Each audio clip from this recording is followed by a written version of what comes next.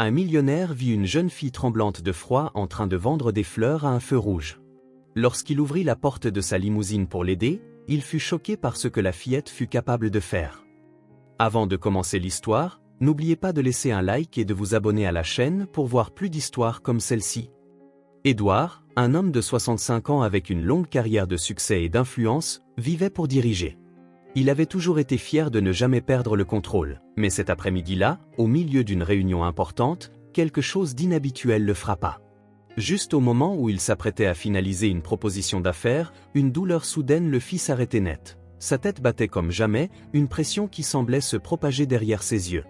Il tenta de l'ignorer, de garder son calme face aux autres dirigeants, mais ses mains commencèrent à trembler, et sa vision devint étrangement floue. « Je ne me sens pas bien », murmura-t-il, comme si l'admettre lui faisait plus mal encore que la douleur. Chaque seconde, le sol semblait s'éloigner, jusqu'à ce qu'Édouard finisse par s'effondrer lourdement au sol, sous les yeux horrifiés des personnes présentes. La confusion fut immédiate. Ses collègues, stupéfaits, se regardaient, certains tentant de l'aider. Édouard, à demi conscient, comprenait à peine ce qui se passait alors qu'il était transporté à l'hôpital. Là, une batterie de tests l'attendait, une succession de machines et de médecins qui le firent se sentir vulnérable comme jamais. Étendu sur le brancard, l'esprit encore embrumé, Édouard tenta d'ignorer l'angoisse croissante, une sensation étrange pour quelqu'un habitué à contrôler chaque détail. Après une attente interminable, le médecin entra dans la pièce. Fatigué, Édouard leva les yeux, cherchant à déceler un indice sur le visage du médecin, mais ce qu'il y trouva fut une expression sombre. L'homme ajusta ses lunettes, d'une voix ferme et directe, prononça les mots qui résonneraient dans son esprit pendant les jours suivants. « Monsieur Édouard, je suis désolé de vous informer que les tests révèlent un anévrisme cérébral massif. Il est sur le point de se rompre, dit le médecin. » Édouard entendit ces mots comme s'ils venaient de très loin, chaque syllabe comme un coup de poignard. « Quelle est la solution ? » « Faites tout ce qui est nécessaire, répondit-il, tentant de conserver sa posture déterminée, mais l'incertitude se glissait déjà dans sa voix. Le médecin soupira, comme quelqu'un qui sait qu'il va apporter une mauvaise nouvelle. Il y a une opération, monsieur, mais les chances de survie ne sont que de 2%. Vous avez 98% de chances de ne pas survivre. L'autre alternative est d'attendre. Vous avez tout au plus 7 jours, dit le médecin. 7 jours. Ces mots résonnèrent dans ses pensées comme un marteau, transformant tout autour de lui en une ombre indistincte. 7 jours ? Vous voulez dire que je ne serai plus là dans 7 jours ? Que je n'ai que ce temps pour réparer tous les torts que j'ai causés à ma fille, murmura-t-il, incapable de cacher sa stupeur et son incrédulité. Son empire, sa vie, tout ce qu'il avait construit lui semblait maintenant fragile et sans valeur. Ce qui comptait le plus pour lui était le temps perdu à bâtir tout ce qu'il avait, tandis que sa fille grandissait loin de lui.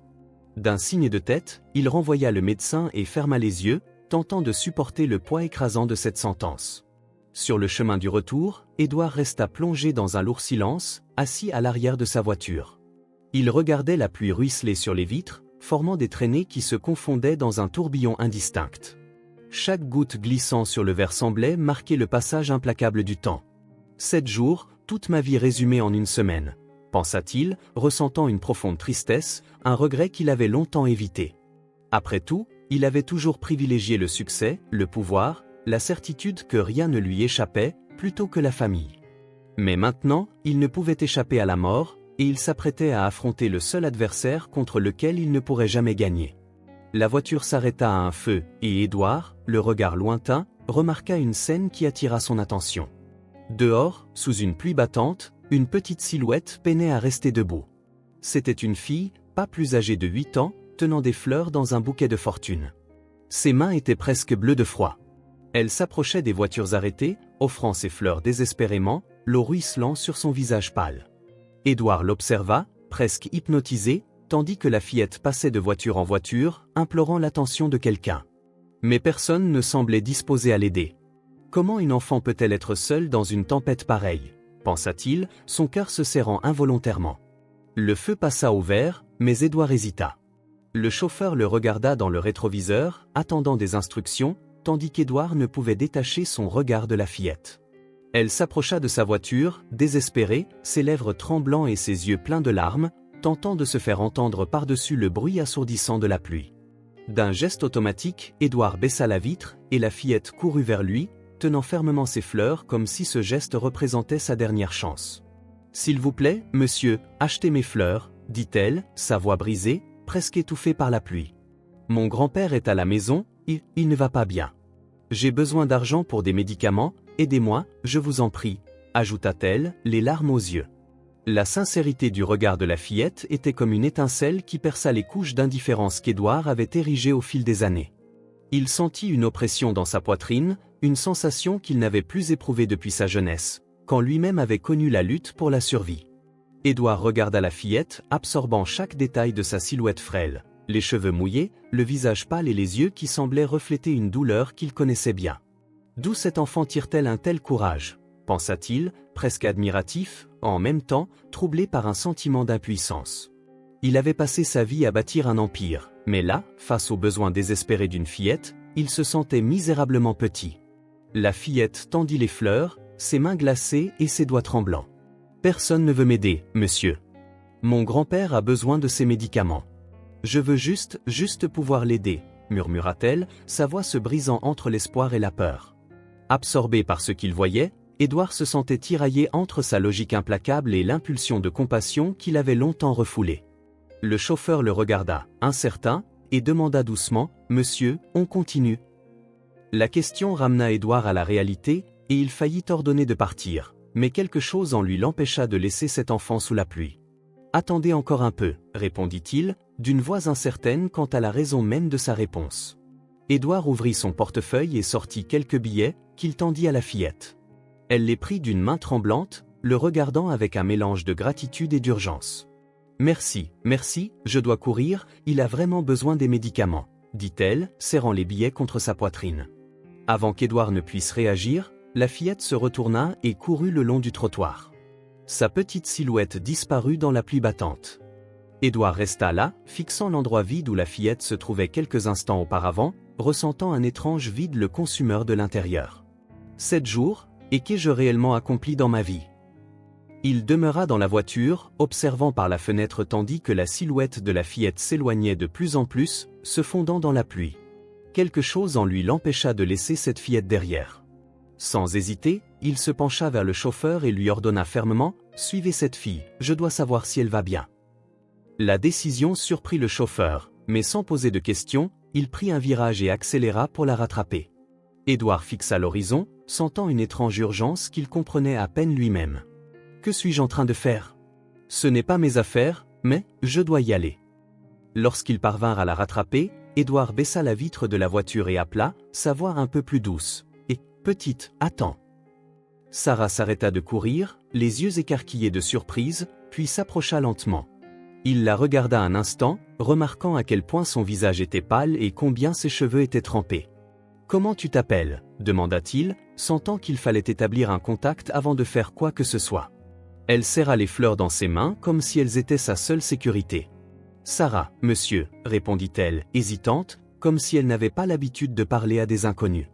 Édouard hocha la tête, ces mots résonnant dans son esprit, « Sarah. Je suis là pour t'aider. Allez, montre-moi où est ton grand-père. » Il dit cela en essayant de la calmer, puis sortit de la voiture et lui tendit la main, qu'elle hésita un instant à saisir. « Je ne sais pas si vous pourrez y arriver, c'est loin et mon grand-père est très malade, » murmura Sarah, la voix étranglée. Édouard lui serra doucement la main. « Je ferai ce que je peux. Maintenant, montre-moi le chemin, Sarah. On va y aller ensemble. » La fillette hocha la tête et ils allèrent vers la voiture. À l'arrière, elle semblait si petite et fragile, mais ses yeux brillaient d'une détermination qui surprit Édouard. Il esquissa un léger sourire, un geste qu'il n'avait pas fait depuis longtemps. « Peut-être que c'est ce que je peux encore faire, peut-être que c'est ma dernière chance d'être utile, » pensa-t-il en regardant la fillette qui indiquait le chemin. Sarah regarda droit devant elle, inquiète, et parla presque à voix basse. « Comment vous appelez-vous, monsieur ?» Édouard resta silencieux un instant avant de répondre. « Édouard. Vous pouvez m'appeler Édouard, » dit-il, d'un ton plus doux que celui qu'il avait jamais utilisé avec qui que ce soit.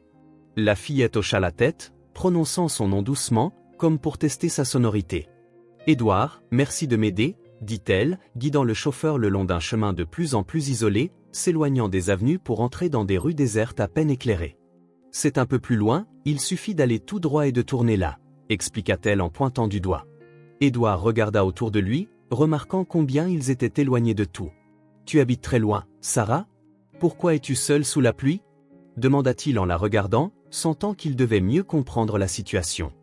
Mais elle haussa les épaules, semblant confuse par la question. « Je n'ai que mon grand-père malade et personne d'autre pour m'aider, alors je dois faire ça toute seule, » répondit-elle. Enfin, ils arrivèrent à la maison, un petit bâtiment caché parmi des arbres sombres, penché sous le poids de la tempête. Sarah sortit de la voiture sans attendre, courant vers la porte. Édouard la suivit, se sentant étrange et hors de place, mais sans l'intention de faire demi-tour. En entrant, Édouard se retrouva face à une scène dévastatrice. Par terre, dans le salon, gisait le grand-père de Sarah, un vieil homme frêle, allongé sur le dos avec le visage bleu et les lèvres immobiles. Il ne respirait pas. Sarah tomba à genoux à ses côtés, tenant sa main comme si, d'une manière ou d'une autre, elle pouvait le ramener à la vie. « Grand-père! Grand-père, réveille-toi, j'ai ramené de l'aide. Grand-père !» Ces mots étaient un murmure désespéré et Édouard comprit que le temps était contre eux. Il s'accroupit près du vieil homme, sentant la gravité de la situation se serrer dans sa poitrine. « Il ne respire pas, Sarah. Il va falloir qu'on fasse quelque chose vite, d'accord ?» Il posa ses mains sur la poitrine de l'homme et commença à appliquer des compressions, utilisant toute la force qu'il avait. Chaque mouvement était un effort immense, car il ne savait même pas s'il faisait suffisamment. « Tenez bon, monsieur, ne nous quittez pas maintenant. Votre petite fille a besoin de vous, » murmura-t-il, se concentrant sur le rythme des compressions. Sarah fixait Édouard, les yeux écarquillés, la respiration haletante, alors qu'elle regardait l'homme tenter de ranimer son grand-père. « Papa, tu vas le sauver, n'est-ce pas ? Il va recommencer à respirer, non ?» implora-t-elle, sa voix tremblante brisant le cœur d'Édouard. Il soupira, incertain de comment répondre. « J'essaie, Sarah, je fais ce que je peux, mais il va falloir être patiente, d'accord ?» Elle hocha la tête, bien que le désespoir fût visible dans ses yeux. Édouard alternait entre compression et insufflation, son visage dégoulinant de sueur malgré le froid. La tension montait dans ses bras, et la fatigue menaçait de l'envahir, mais il ne pouvait pas s'arrêter maintenant.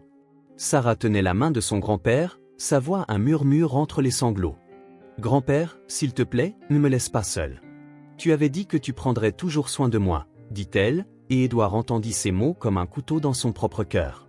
Cela renouvela ses efforts, comme si la vie de l'homme dépendait de chaque seconde de lutte. Dehors, la tempête semblait empirer, le vent cognant contre la maison.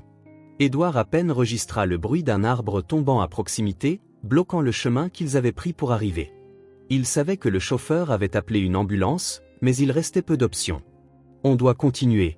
C'est tout ce qu'on peut faire, Sarah, » murmura-t-il en poursuivant les compressions, sa voix rauque et fatiguée. Sarah le regarda, les yeux remplis de larmes, sa voix presque inaudible. « Mon grand-père Thomas est tout ce que j'ai, s'il vous plaît, faites-le revenir, » chuchota-t-elle comme une prière désespérée. Édouard sentit le poids de la responsabilité comme jamais auparavant et tenta de cacher le désespoir qui menaçait de l'envahir. « J'essaie, Sarah, je promets de ne pas abandonner. Tant qu'il y a une chance, » répondit-il, sentant son propre corps commencer à céder. Les compressions continuaient, mais Édouard se sentait de plus en plus épuisé. Sa tête battait et ses bras le faisaient souffrir. Il savait qu'il devait continuer, mais son propre corps semblait s'effondrer. Sarah, à genoux à ses côtés, serra la main de son grand-père avec force. « S'il vous plaît, ne partez pas grand-père, j'ai encore besoin de vous ici, » sanglota-t-elle, et Édouard savait qu'il ne pouvait pas arrêter maintenant. D'une manière ou d'une autre, sa douleur était devenue la sienne. Soudainement, une douleur aiguë irradia à travers la tête d'Édouard, une sensation intense qui sembla envahir tout son corps. Il tenta de résister, mais c'était comme si un courant électrique traversait son corps, de la tête aux pieds. La pièce autour de lui sembla tourner, et il sentit ses muscles se dérober. Le monde devint flou, et avant qu'il puisse réagir, Édouard s'effondra sur la poitrine de Thomas, sa conscience s'échappant lentement, comme un dernier souffle. Sarah poussa un cri d'horreur en voyant Édouard se plier, son corps inerte, comme si tous ses efforts l'avaient abandonné.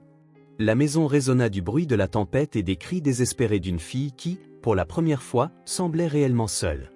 Sarah regarda les deux corps immobiles devant elle, son cœur battant la chamade, la respiration tremblante. Édouard et son grand-père Thomas étaient là, côte à côte, tous deux inanimés, tous deux ayant cruellement besoin d'aide. Tentant de contenir sa panique, elle saisit le téléphone, ses mains tremblantes, et appela les urgences, sa voix brisée par la pluie et la peur.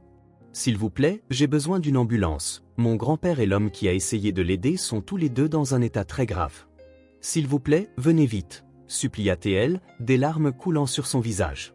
L'opératrice à l'autre bout du fil tenta de la calmer. Nous envoyons une unité à votre emplacement, ma chère, mais avec la pluie battante et la route bloquée, cela pourrait prendre un peu plus de temps que d'habitude. Essayez de rester calme et vérifiez s'ils respirent tous les deux. L'ambulance est en route, dit-elle, ce qui augmenta la panique de Sarah. Combien de temps cela allait-il prendre? Ils ont besoin d'aide maintenant. Elle regarda son grand-père, puis Édouard, incertaine de ce qu'elle devait faire, mais l'appel se coupa avant que l'opératrice ne puisse lui donner une réponse. Les minutes semblaient s'étirer, chaque seconde un tourment. Ils vont arriver, ils doivent arriver. Je veux juste que vous restiez tous les deux avec moi jusqu'à ce qu'ils arrivent, chuchota-t-elle, tentant d'encourager les deux hommes inconscients, bien qu'elle sache qu'ils ne pouvaient pas l'entendre. La pluie s'intensifia à l'extérieur et le bruit des gouttes frappant le toit rendait le silence à l'intérieur de la maison encore plus effrayant. Sarah se sentait petite et impuissante, mais elle ne voulait pas abandonner. Elle se mit à genoux à côté de son grand-père, essayant de se souvenir des gestes qu'Édouard avait effectués. Elle plaça ses mains sur sa poitrine, appuyant fort, désespérée de le voir recommencer à respirer. « S'il te plaît, grand-père, reste avec moi. Je ne peux pas te perdre aussi, » supplia-t-elle, les larmes se mêlant à la pluie sur son visage, tandis qu'elle pratiquait les compressions. Son regard se tournait sans cesse vers Édouard, dont le visage était pâle et immobile. L'homme qu'elle connaissait à peine, mais qui avait risqué sa vie pour sauver son grand-père, était là, vulnérable, sans personne pour l'aider. « Je ne sais pas comment t'aider, mais il faut que tu sois fort, » murmura-t-elle, incertaine de qui d'autre elle pourrait bien solliciter. Elle tenta de maintenir le rythme des compressions, sentant ses bras se faire douloureux, mais la détermination la maintenait. Finalement, le son des sirènes retentit au loin et Sarah sentit une lueur d'espoir se rallumer en elle. « Ils arrivent, ils vont vous sauver, » chuchota-t-elle, son visage s'éclairant en regardant les deux hommes, espérant que sa promesse se réaliserait. L'ambulance, cependant, était encore loin, et elle savait que le temps était crucial. Désespérée, elle augmenta la pression sur la poitrine de Thomas, comme si elle pouvait le forcer à respirer à nouveau. « S'il te plaît, grand-père, tu avais promis que tu ne me laisserais jamais seule, » murmura-t-elle, alors que les lumières de l'ambulance illuminaient enfin l'entrée de la maison. Sarah courut dehors, signalant aux paramédics de venir. « Ils sont là, s'il vous plaît, aidez-les, ils sont dans un état grave, » cria-t-elle, guidant l'équipe à l'intérieur. Les paramédics commencèrent rapidement à évaluer les deux hommes, et Sarah regarda la scène, les yeux écarquillés, le cœur battant. « S'il vous plaît, vous devez les sauver, ils sont tout ce que j'ai maintenant, » dit-elle, presque suppliant. L'un des paramédics commença à pratiquer la réanimation sur Thomas, tandis que l'autre examinait Édouard. L'attitude sérieuse des deux montrait que la situation était grave, et Sarah mordillait ses lèvres, redoutant le pire. « Mademoiselle, nous ferons de notre mieux, mais les deux sont dans un état critique, » dit l'un des paramédics, avec un regard qui essayait de transmettre de l'empathie, bien que la gravité de la situation fût évidente. Sarah serra les poings, se sentant impuissante, mais savait qu'elle ne pouvait rien faire d'autre que d'espérer et d'attendre. Le transport vers l'ambulance fut difficile, la pluie toujours aussi intense, et le chemin bloqué par l'arbre tombé. Les paramédics durent faire un détour, portant les corps d'Édouard et de Thomas avec autant de soin que possible.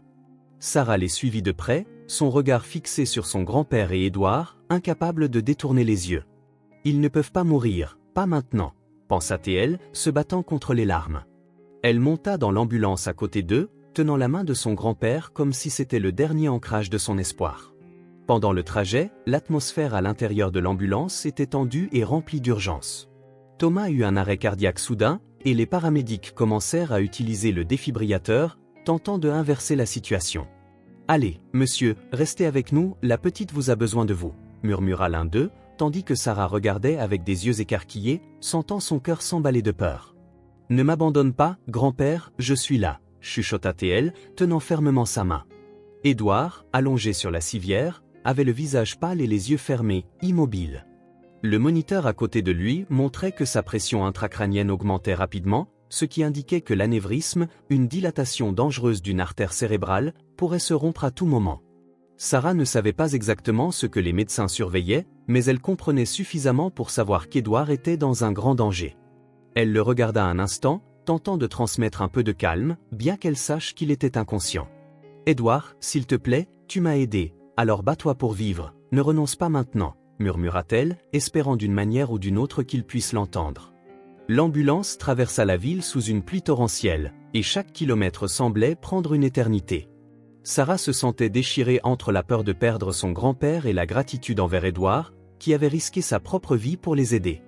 À un moment donné, elle entendit un bip strident provenant du moniteur de son grand-père et les paramédics se précipitèrent, disant quelque chose qui la fit se figer. Il avait subi un autre arrêt cardiaque. Sarah regarda, impuissante, alors que les paramédics tentaient de le réanimer avec des compressions thoraciques et un défibrillateur. Ce n'est pas possible, ça ne peut pas être réel, pensa-t-elle, sentant ses yeux brûler à force de retenir ses larmes. Après ce qui sembla une éternité, ils arrivèrent à l'hôpital. Sarah, le cœur lourd, observa alors que les paramédics emmenaient son grand-père et Édouard directement aux urgences. Elle resta là, figée, observant les longs couloirs tandis que les visages des médecins disparaissaient rapidement et un sentiment de vide l'envahit. C'était comme si une partie d'elle s'échappait avec eux. « Grand-père, Édouard, s'il vous plaît, restez avec moi », murmura-t-elle doucement, alors que la peur et l'incertitude commençaient à envahir ses pensées. Quelques instants plus tard, un des médecins s'approcha pour lui annoncer que les deux étaient dans un état critique.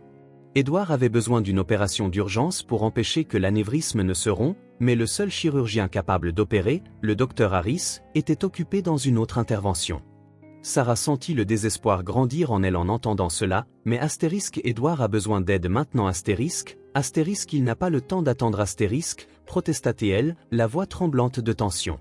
L'infirmière qui se trouvait à ses côtés posa une main compatissante sur ses épaules. « Chérie, nous ferons tout ce que nous pouvons, mais tu dois être forte maintenant, » lui dit-elle, essayant de transmettre un peu de calme à la jeune fille qui peinait à contenir ses larmes.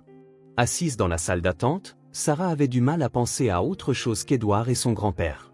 Édouard était un homme qui avait tout, un inconnu qui s'était arrêté pour aider quelqu'un comme elle, sans rien attendre en retour. Il avait risqué sa vie pour eux, et maintenant il se battait en silence pour la sienne. « Pourquoi as-tu fait ça, Édouard ?» pensa-t-elle, essayant de comprendre ce qui l'avait poussé à faire un geste aussi altruiste. « Je ne peux pas vous perdre tous les deux, je ne peux pas, » murmura-t-elle à elle-même, alors que la responsabilité qu'Édouard avait laissée entre ses mains pesait comme une encre.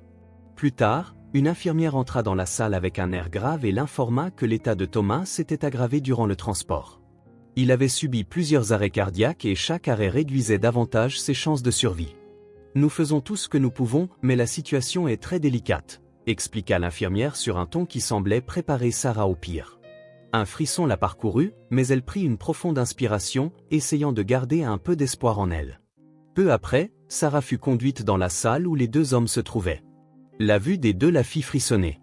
Son grand-père était relié à plusieurs machines et chaque battement de son cœur semblait un souffle fragile. De l'autre côté, Édouard était encore plus pâle et l'un des médecins mentionna que la pression à l'intérieur de sa tête était si élevée que l'anévrisme risquait de se rompre à tout moment. Sarah les regarda, chaque détail révélant à quel point la situation était critique. « Ils ont besoin d'aide maintenant, il ne peut plus y avoir de retard, » pensa-t-elle, une panique grandissante prenant possession d'elle. Lorsque le neurochirurgien, le docteur Harris, entra dans la salle, la tension dans l'air devint encore plus lourde. Il regarda les moniteurs, puis Sarah, qui le fixait avec un mélange de peur et d'espoir. Le docteur Harris prit une profonde inspiration avant de parler, choisissant ses mots avec soin. « Sarah, la situation est critique pour les deux. Votre grand-père perd sa capacité de récupération à chaque minute, et monsieur Édouard, l'hémorragie dans son cerveau s'aggrave. Je ne peux opérer qu'un seul d'entre eux maintenant, mais l'assurance santé de votre grand-père. » Il laissa les mots s'éteindre. Le silence qui suivit fut presque insupportable et Sarah sentit une boule se former dans sa gorge, incapable de comprendre la cruauté de ce choix. Elle tomba à genoux devant le médecin, son visage couvert de larmes. « S'il vous plaît, docteur Harris, sauvez-les tous les deux, aidez mon grand-père, c'est ma seule famille, » supplia-t-elle, la voix étranglée par le désespoir. Le médecin la regarda avec des yeux tristes et s'agenouilla légèrement, posant une main sur son épaule. « Je comprends, Sarah, mais l'opération est complexe, elle a un coût élevé. C'est quelque chose que l'hôpital doit garantir avant de procéder à l'intervention, » expliqua le docteur Harris, ses mots tranchant Sarah comme un couteau. Elle n'avait pas les moyens de payer une telle opération et savait que l'hôpital ne réaliserait pas l'intervention sans paiement. « Non, mais je n'ai rien d'autre que ça, s'il vous plaît, il doit bien y avoir une autre solution, » murmura-t-elle presque sans voix, tendant au médecin les billets des roses qu'elle avait essayé de vendre plus tôt, mais le médecin secoua la tête. Cela ne suffisait pas pour couvrir le coup. La réalité était dure et implacable, et Sarah ressentait un sentiment d'impuissance qu'elle n'avait jamais connu auparavant. « J'ai besoin d'aide, s'il vous plaît, quelqu'un doit m'aider », pensa-t-elle désespérée. Pendant que Sarah tentait de comprendre la gravité de la situation, Édouard ouvrit lentement les yeux. Il cligna des yeux, confus, et sa vision s'ajusta jusqu'à ce qu'il voie enfin Sarah, agenouillée, pleurant, tandis que le médecin tentait de lui expliquer la situation. La scène réveilla en lui un sentiment d'urgence. « Sarah, que se passe-t-il » demanda-t-il, sa voix faible mais pleine de préoccupation.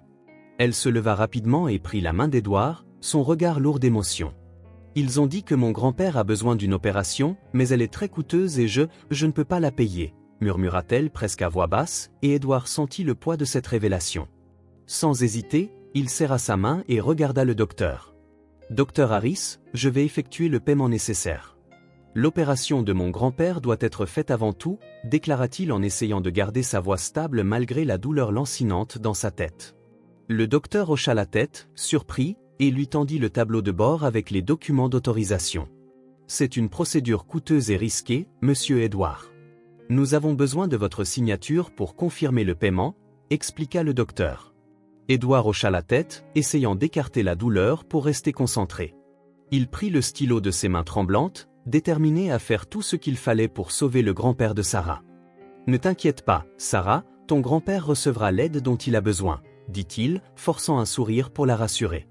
Sarah le regarda avec une immense gratitude, mais aussi une inquiétude évidente. « Édouard, ça va ? Tu n'as pas à faire ça, et si cela te nuit ?» demanda-t-elle, la voix tremblante. Édouard la regarda, un mélange de douleur et de compassion sur le visage. « J'ai pris ma décision, Sarah. Ton grand-père a besoin d'aide maintenant et je suis là pour m'assurer qu'il l'obtienne, » répondit-il, ressentant le poids de chaque mot. Alors qu'il tenait le stylo et commençait à signer les documents, la douleur dans sa tête s'intensifia, comme si son propre corps le prévenait du risque qu'il prenait. Il prit une profonde inspiration pour résister, mais sa vision commença à devenir floue et ses doigts faiblir. Le stylo faillit lui échapper. « Je dois signer ça, » murmura-t-il, déterminé à compléter la signature, même si son corps menaçait de céder. L'instant où il posa le stylo sur le papier, une douleur insupportable explosa dans sa tête, et son corps se mit à trembler de façon incontrôlable. La crise le frappa violemment, et il se laissa tomber en arrière, le visage déformé par la douleur, le stylo glissant de ses doigts. Sarah hurla et tenta de le retenir, les yeux écarquillés de terreur. « Édouard, s'il te plaît, reste avec moi, tu dois résister », cria-t-elle, la voix brisée. Le corps d'Édouard se convulsait violemment, chaque spasme semblant un coup fatal à sa résistance. Les médecins autour de lui se mobilisèrent rapidement, tandis que Sarah, le visage pâle, les yeux écarquillés, regardait, impuissante. « Édouard, tu dois rester avec moi, tu ne peux pas me laisser maintenant, » murmura-t-elle, la peur transformant sa voix en un chuchotement désespéré. Les médecins la poussèrent doucement à l'écart, tandis qu'ils tentaient de stabiliser Édouard. Elle se recula, trop faible pour protester, observant la frénésie des équipes médicales. Édouard commença à se détériorer, signe clair que l'anévrisme s'était enfin rompu. Les médecins échangèrent des regards graves, l'urgence visible sur chaque visage. « On est en train de le perdre », dit l'un des médecins, retenant son souffle en vérifiant les pupilles d'Édouard. Elles étaient dilatées, indiquant une possible mort cérébrale imminente. Sarah, appuyée contre le mur de la salle, sentit son cœur se serrer en voyant les médecins débattre. À chaque seconde, la situation empirait, et l'un des médecins, avec un regard triste, murmura à son collègue. « Si la pression continue d'augmenter, il ne s'en sortira pas. Il faut envisager de déclarer une mort cérébrale. » Les mots furent prononcés d'un ton bas, presque un chuchotement, pour ne pas que Sarah les entende, mais elle les perçut, sentant le sol se dérober sous ses pieds. « Mort cérébrale ? Non, ça ne peut pas être vrai, » pensa-t-elle, le cœur battant la chamade dans le désespoir, tandis que le débat s'intensifiait. L'un des médecins proposa une dernière tentative d'intervention, mais d'autres s'y opposèrent, arguant que l'état d'Édouard était trop critique pour toute procédure. « Il est pratiquement sans activité cérébrale, il n'y a plus grand-chose à faire », soutint l'un d'eux en observant les moniteurs, qui montraient une ligne presque plate de ses signes vitaux. Sarah continua à regarder, des larmes dévalant son visage. « Astérisque, il a tout risqué, Et maintenant je vais les perdre tous les deux d'astérisque, murmura-t-elle, le cœur se serrant à chaque seconde. Cependant, l'équipe décida de tenter une dernière chance. Pendant ce temps, dans la salle d'opération, la situation de Thomas se détériorait également. Pendant l'intervention, son cœur s'arrêta et l'équipe se précipita pour utiliser le défibrillateur, tentant de le réanimer. Sarah, seule dans la salle d'attente, ignorait ce qui se passait avec son grand-père, mais ressentait une profonde angoisse qui ne faisait que grandir à chaque instant. Appuyée contre le mur froid de la salle d'attente, Sarah joignit ses mains et commença à prier silencieusement, demandant un miracle. Astérisque Dieu, s'il te plaît, ne me laisse pas perdre mon grand-père et Édouard aussi, ils sont tout ce que j'ai maintenant, je les ai besoin avec moi, s'il te plaît. Astérisque. Les larmes continuaient de couler sur son visage, et elle ferma les yeux, essayant de se concentrer sur sa prière comme si c'était la seule chose qui pouvait la maintenir stable en cet instant. La pression cérébrale d'Édouard continua d'augmenter, finalement, un des médecins soupira en regardant les moniteurs. Nous n'avons plus le temps, on ne peut plus attendre, dit-il d'un ton de résignation, ce qui rendait la gravité de la situation encore plus évidente. Ils commencèrent à préparer le matériel tandis que la ligne du moniteur vacillait. Le silence était brisé uniquement par les bruits de l'hôpital et le rythme irrégulier des moniteurs. « Édouard, s'il te plaît, bats-toi, ne nous laisse pas », murmura une infirmière, essayant de ne pas perdre espoir. Dans la salle d'opération voisine, l'équipe continuait d'essayer de réanimer Thomas, mais le moniteur cardiaque montrait une ligne plate. « Préparez le défibrillateur, on va essayer une dernière fois », cria le chirurgien alors que l'équipe se mouvait rapidement autour de la table. Le bruit de la machine en charge se fit entendre, et l'atmosphère semblait se charger de tension. Sarah, toujours en prière dans la salle d'attente, ignorait tout de ce qui se passait mais ressentait une sensation de terreur qui ne cessait de croître à chaque moment. Les yeux fermés, elle serra ses mains plus fort, intensifiant sa prière. Astérisque. Veuillez, Dieu, leur donner une chance de plus. Je n'ai personne d'autre qu'eux.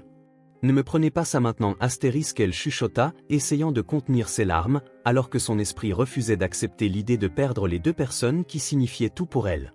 Elle se sentait petite, impuissante, seule dans cet hôpital, entourée d'incertitudes.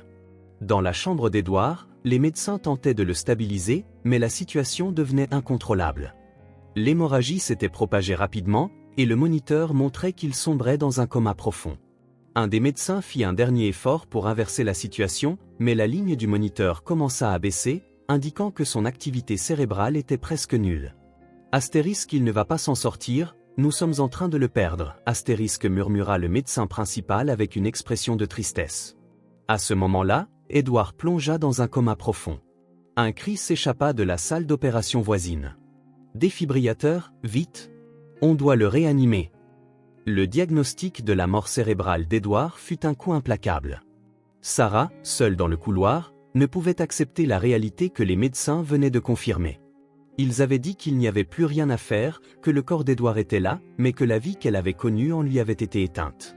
Les larmes coulaient sur son visage alors qu'elle tentait de traiter l'idée que l'homme qui avait tout risqué pour elle et son grand-père était maintenant dans un état dont il pourrait ne jamais revenir. « Non, ça ne peut pas être vrai, il ne peut pas me quitter maintenant », murmura-t-elle, en enroulant ses bras autour d'elle pour contenir son désespoir.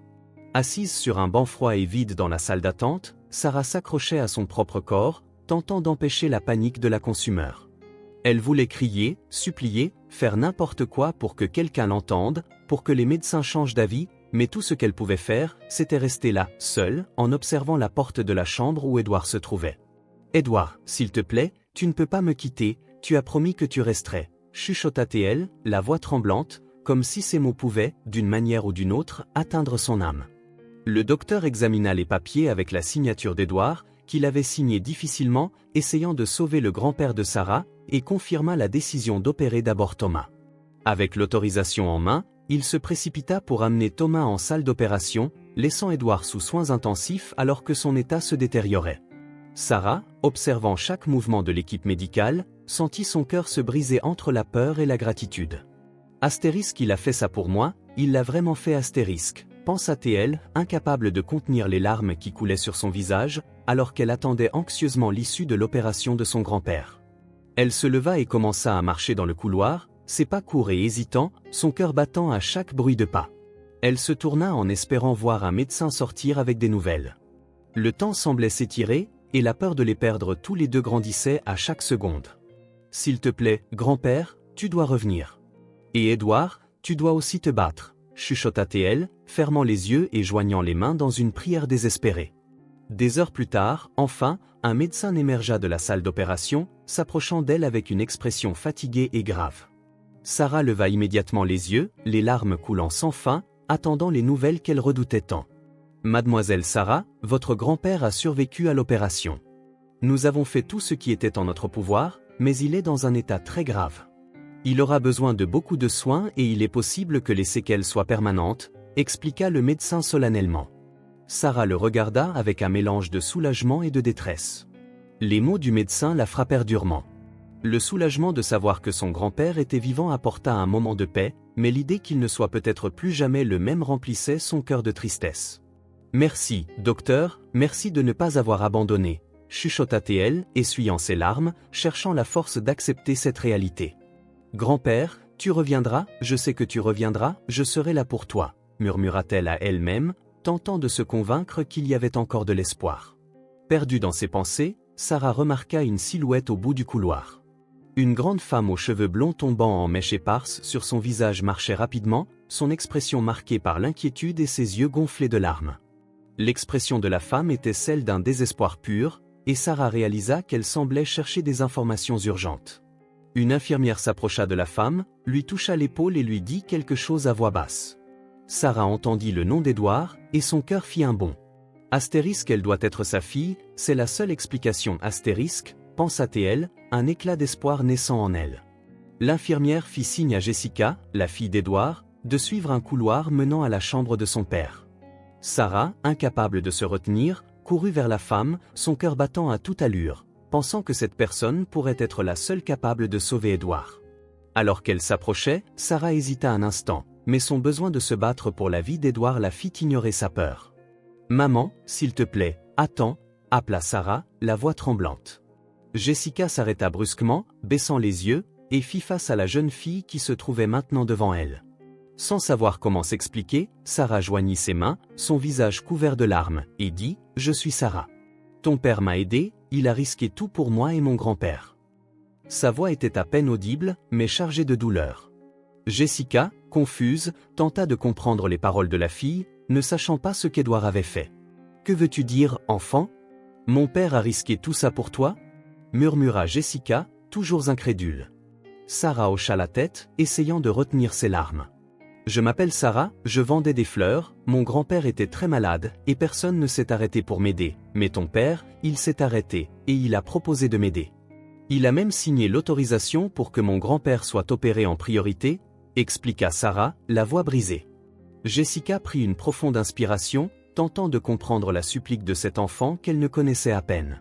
Elle se baissa légèrement pour la regarder. « Mais pourquoi a-t-il fait cela pour toi ? Pourquoi mon père a-t-il risqué tout cela ?» demanda Jessica, cherchant à comprendre ce lien qui semblait unir Édouard à cette fille. Sarah, la voix brisée par les sanglots, répondit « C'était le seul à s'être arrêté, le seul à m'avoir aidé quand personne d'autre ne m'a écouté. Il a risqué sa vie pour sauver mon grand-père.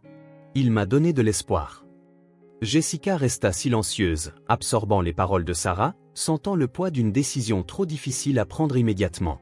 Les yeux de Sarah cherchaient désespérément un signe qu'elle céderait, qu'elle ne prendrait pas une décision irréversible. « S'il vous plaît, je sais qu'il est encore là, il est fort, il mérite une chance. Donne-lui juste un peu plus de temps, » supplia Sarah, la voix chuchotée, chargée de douleur et d'espoir.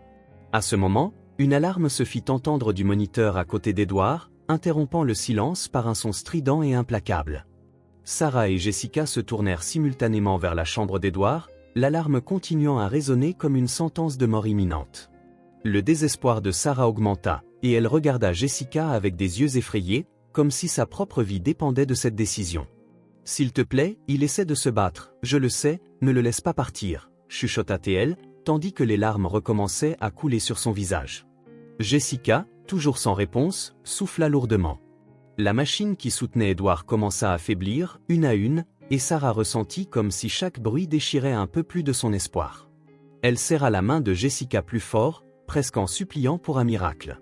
Le son constant des machines qui soutenaient Édouard monta à un ton alarmant, et les moniteurs, qui jusque-là avaient montré une ligne irrégulière et constante, émettaient maintenant des bruits brisés avec des pics qui apparaissaient et disparaissaient, comme si le système lui-même était sur le point d'abandonner. Sarah, toujours agenouillée près de Jessica, remarqua le bruit étrange venant de la chambre où Edward était. Son cœur s'emballa et elle se leva, les yeux fixés sur les équipements qui commençaient à montrer des signes d'alerte. « S'il te plaît, ça ne peut pas être en train de se produire », murmura Sarah, sentant la peur grandir avec chaque son strident des alarmes. Elle se serra la poitrine, où une oppression suffocante commençait à se faire sentir, et la chaleur du désespoir la prit en elle. Sa respiration devint courte et irrégulière. Le bruit des machines défaillantes était comme un compte à rebours vers le pire. « Edward, tu dois tenir bon, tu ne peux pas me quitter maintenant », murmura-t-elle, chaque mot et effort pour maintenir l'espoir. Peu à peu, la respiration de Sarah devint plus lourde, et elle commença à ressentir une pression familière dans ses poumons, comme si l'air refusait d'entrer. C'était une sensation qu'elle connaissait bien, une crise d'asthme qui menaçait de s'intensifier à mesure que la panique grandissait. « Astérisque non, pas maintenant astérisque », murmura-t-elle en essayant de contrôler sa respiration, mais le bruit des équipements défaillants semblait rendre tout impossible. Elle haletait, mais la peur l'empêchait de respirer correctement. Jessica, remarquant l'état de la jeune fille, posa une main sur son épaule, essayant de la réconforter. « Calme-toi, Sarah, tu dois respirer lentement, essaie de te détendre, d'accord ?» dit-elle, tentant de maintenir son calme, même si son propre cœur battait la chamade.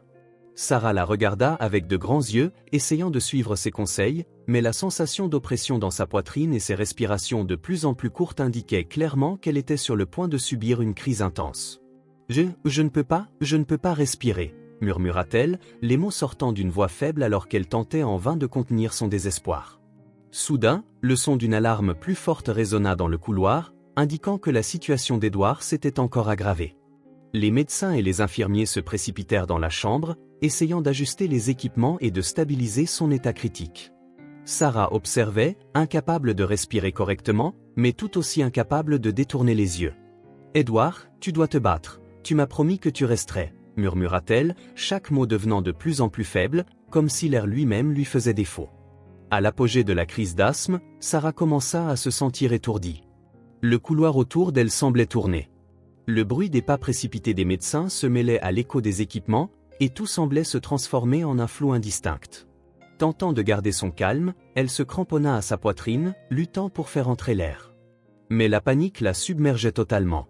« Astérisque, je dois respirer, j'ai besoin d'aide astérisque », pensa-t-elle alors que son corps tremblait et que sa vision se faisait de plus en plus sombre. Au milieu de la confusion, Jessica cria à une infirmière lorsqu'elle vit Sarah commencer à vaciller. Mais, au même instant, un son distinct d'explosion résonna dans l'hôpital. Les lumières commencèrent à vaciller, en quelques secondes, tout plongea dans l'obscurité totale. Une panne générale envahit le bâtiment, plongeant les couloirs et les salles d'opération dans le noir total. Le bruit des machines s'éteignit, et le vide de l'obscurité amplifia le désespoir de chacun. Le sentiment de panique augmenta, et Sarah, perdue dans le noir et sans souffle, tenta de retenir le peu d'air qu'elle pouvait obtenir, mais son corps ne répondait pas. Les lumières d'urgence essayèrent de s'allumer, mais s'éteignirent rapidement lorsque les générateurs tombèrent complètement en panne. Jessica et Sarah, immergées dans l'obscurité, ressentirent le désespoir croissant. La respiration de Sarah devenait encore plus courte, et sa poitrine montait et descendait de manière incontrôlable alors qu'elle essayait sans succès de contenir la crise d'asthme. « Astérisque, je ne peux pas perdre mon souffle maintenant astérisque », pensa-t-elle, chaque tentative de respiration devenant un effort monumental. Des pas précipités résonnèrent dans le couloir vide, et Sarah sentit une main douce se poser sur son épaule. C'était une infirmière qui avait peiné à la localiser dans le noir. « Tiens, prends ça, ma chère », murmura-t-elle, en plaçant un inhalateur dans sa main. Sarah saisit fermement l'inhalateur comme s'il s'agissait d'un fil de vie et administra une bouffée de soulagement au milieu du chaos. Peu à peu, elle commença à respirer plus facilement, sentant l'air remplir enfin ses poumons. « Merci, merci », murmura-t-elle, sentant une lueur d'espoir dans cette crise.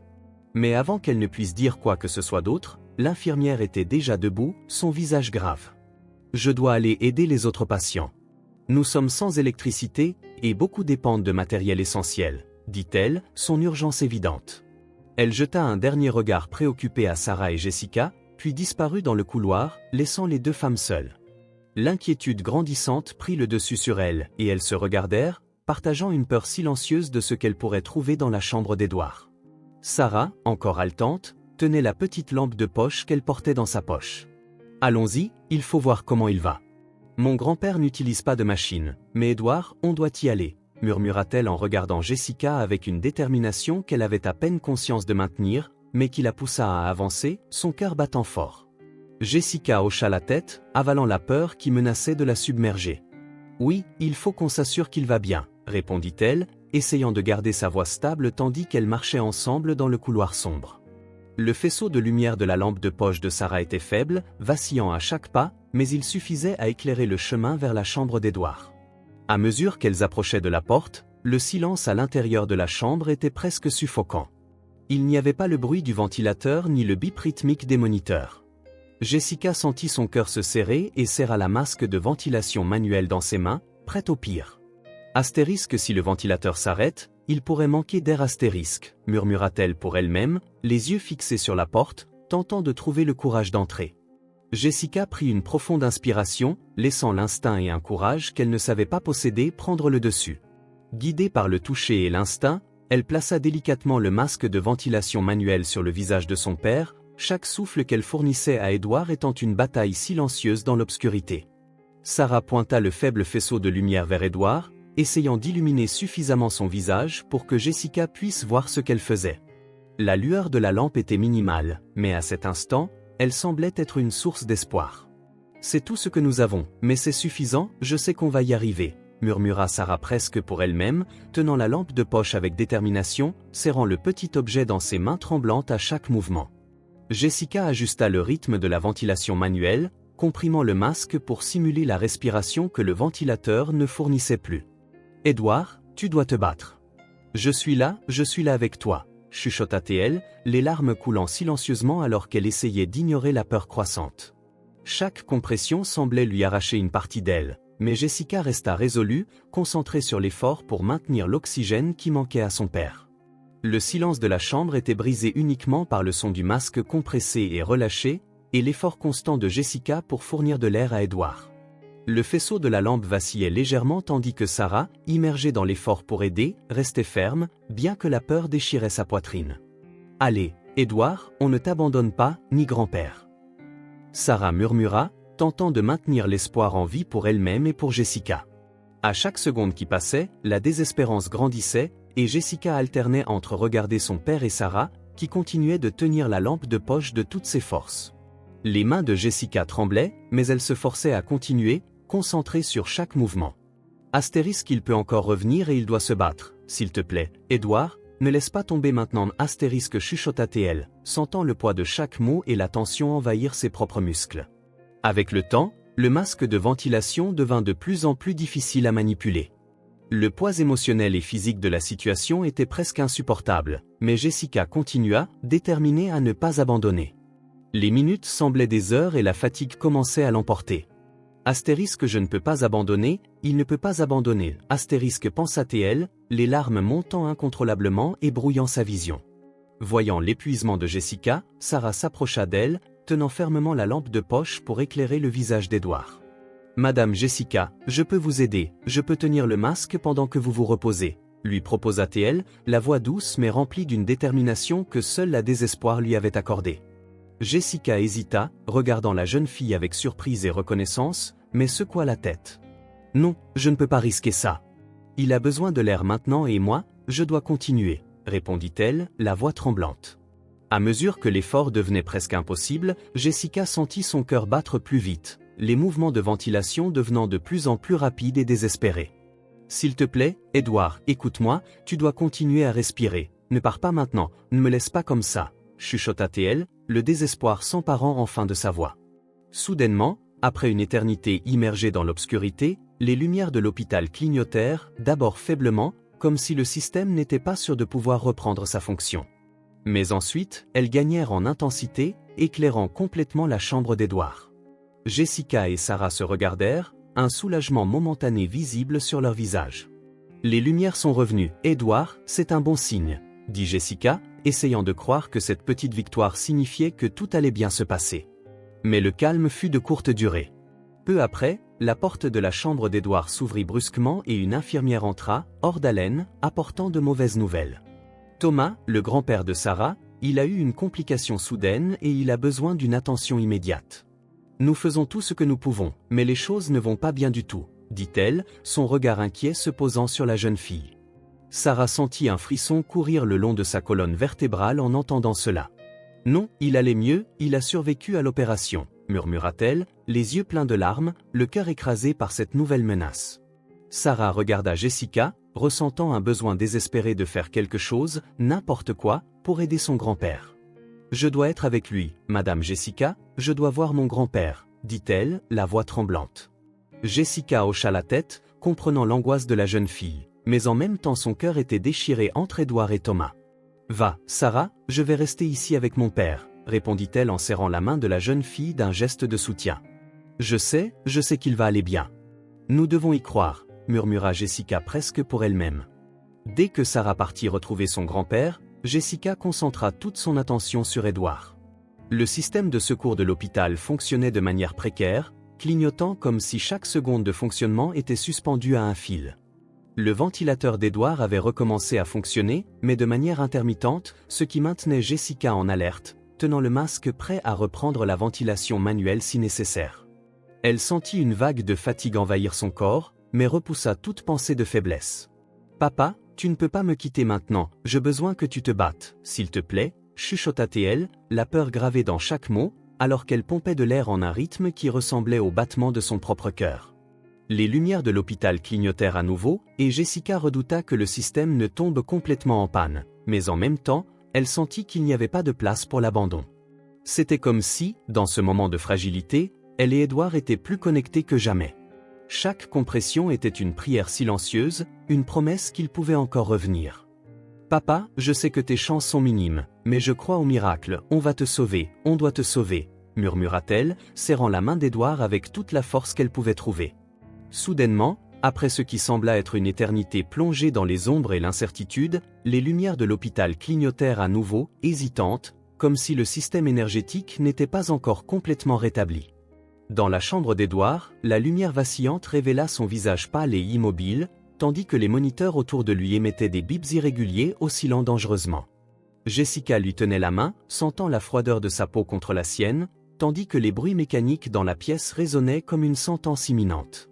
Chaque bip des moniteurs manquait, et Jessica ressentait une pression dans sa poitrine, comme si l'air lui était volé. « Papa, je suis là avec toi, s'il te plaît, reviens, je sais que tu ne voulais pas être connecté à des machines, je sais que tu voulais vivre, pas juste survivre.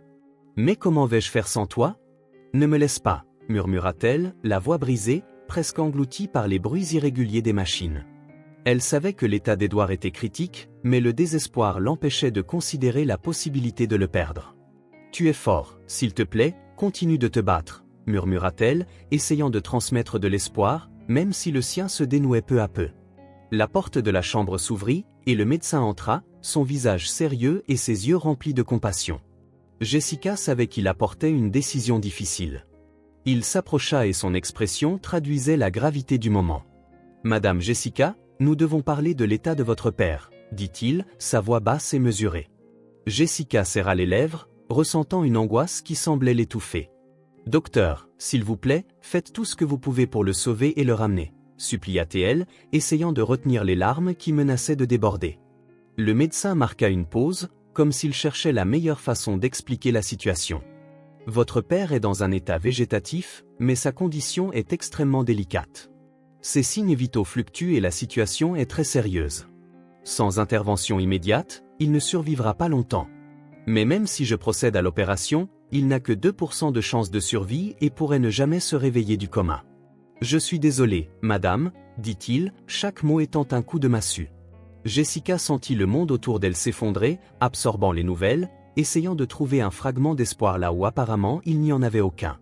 Astérisque 2% astérisque, était-ce tout ce qu'il lui restait? La fraction d'espoir la plus minime.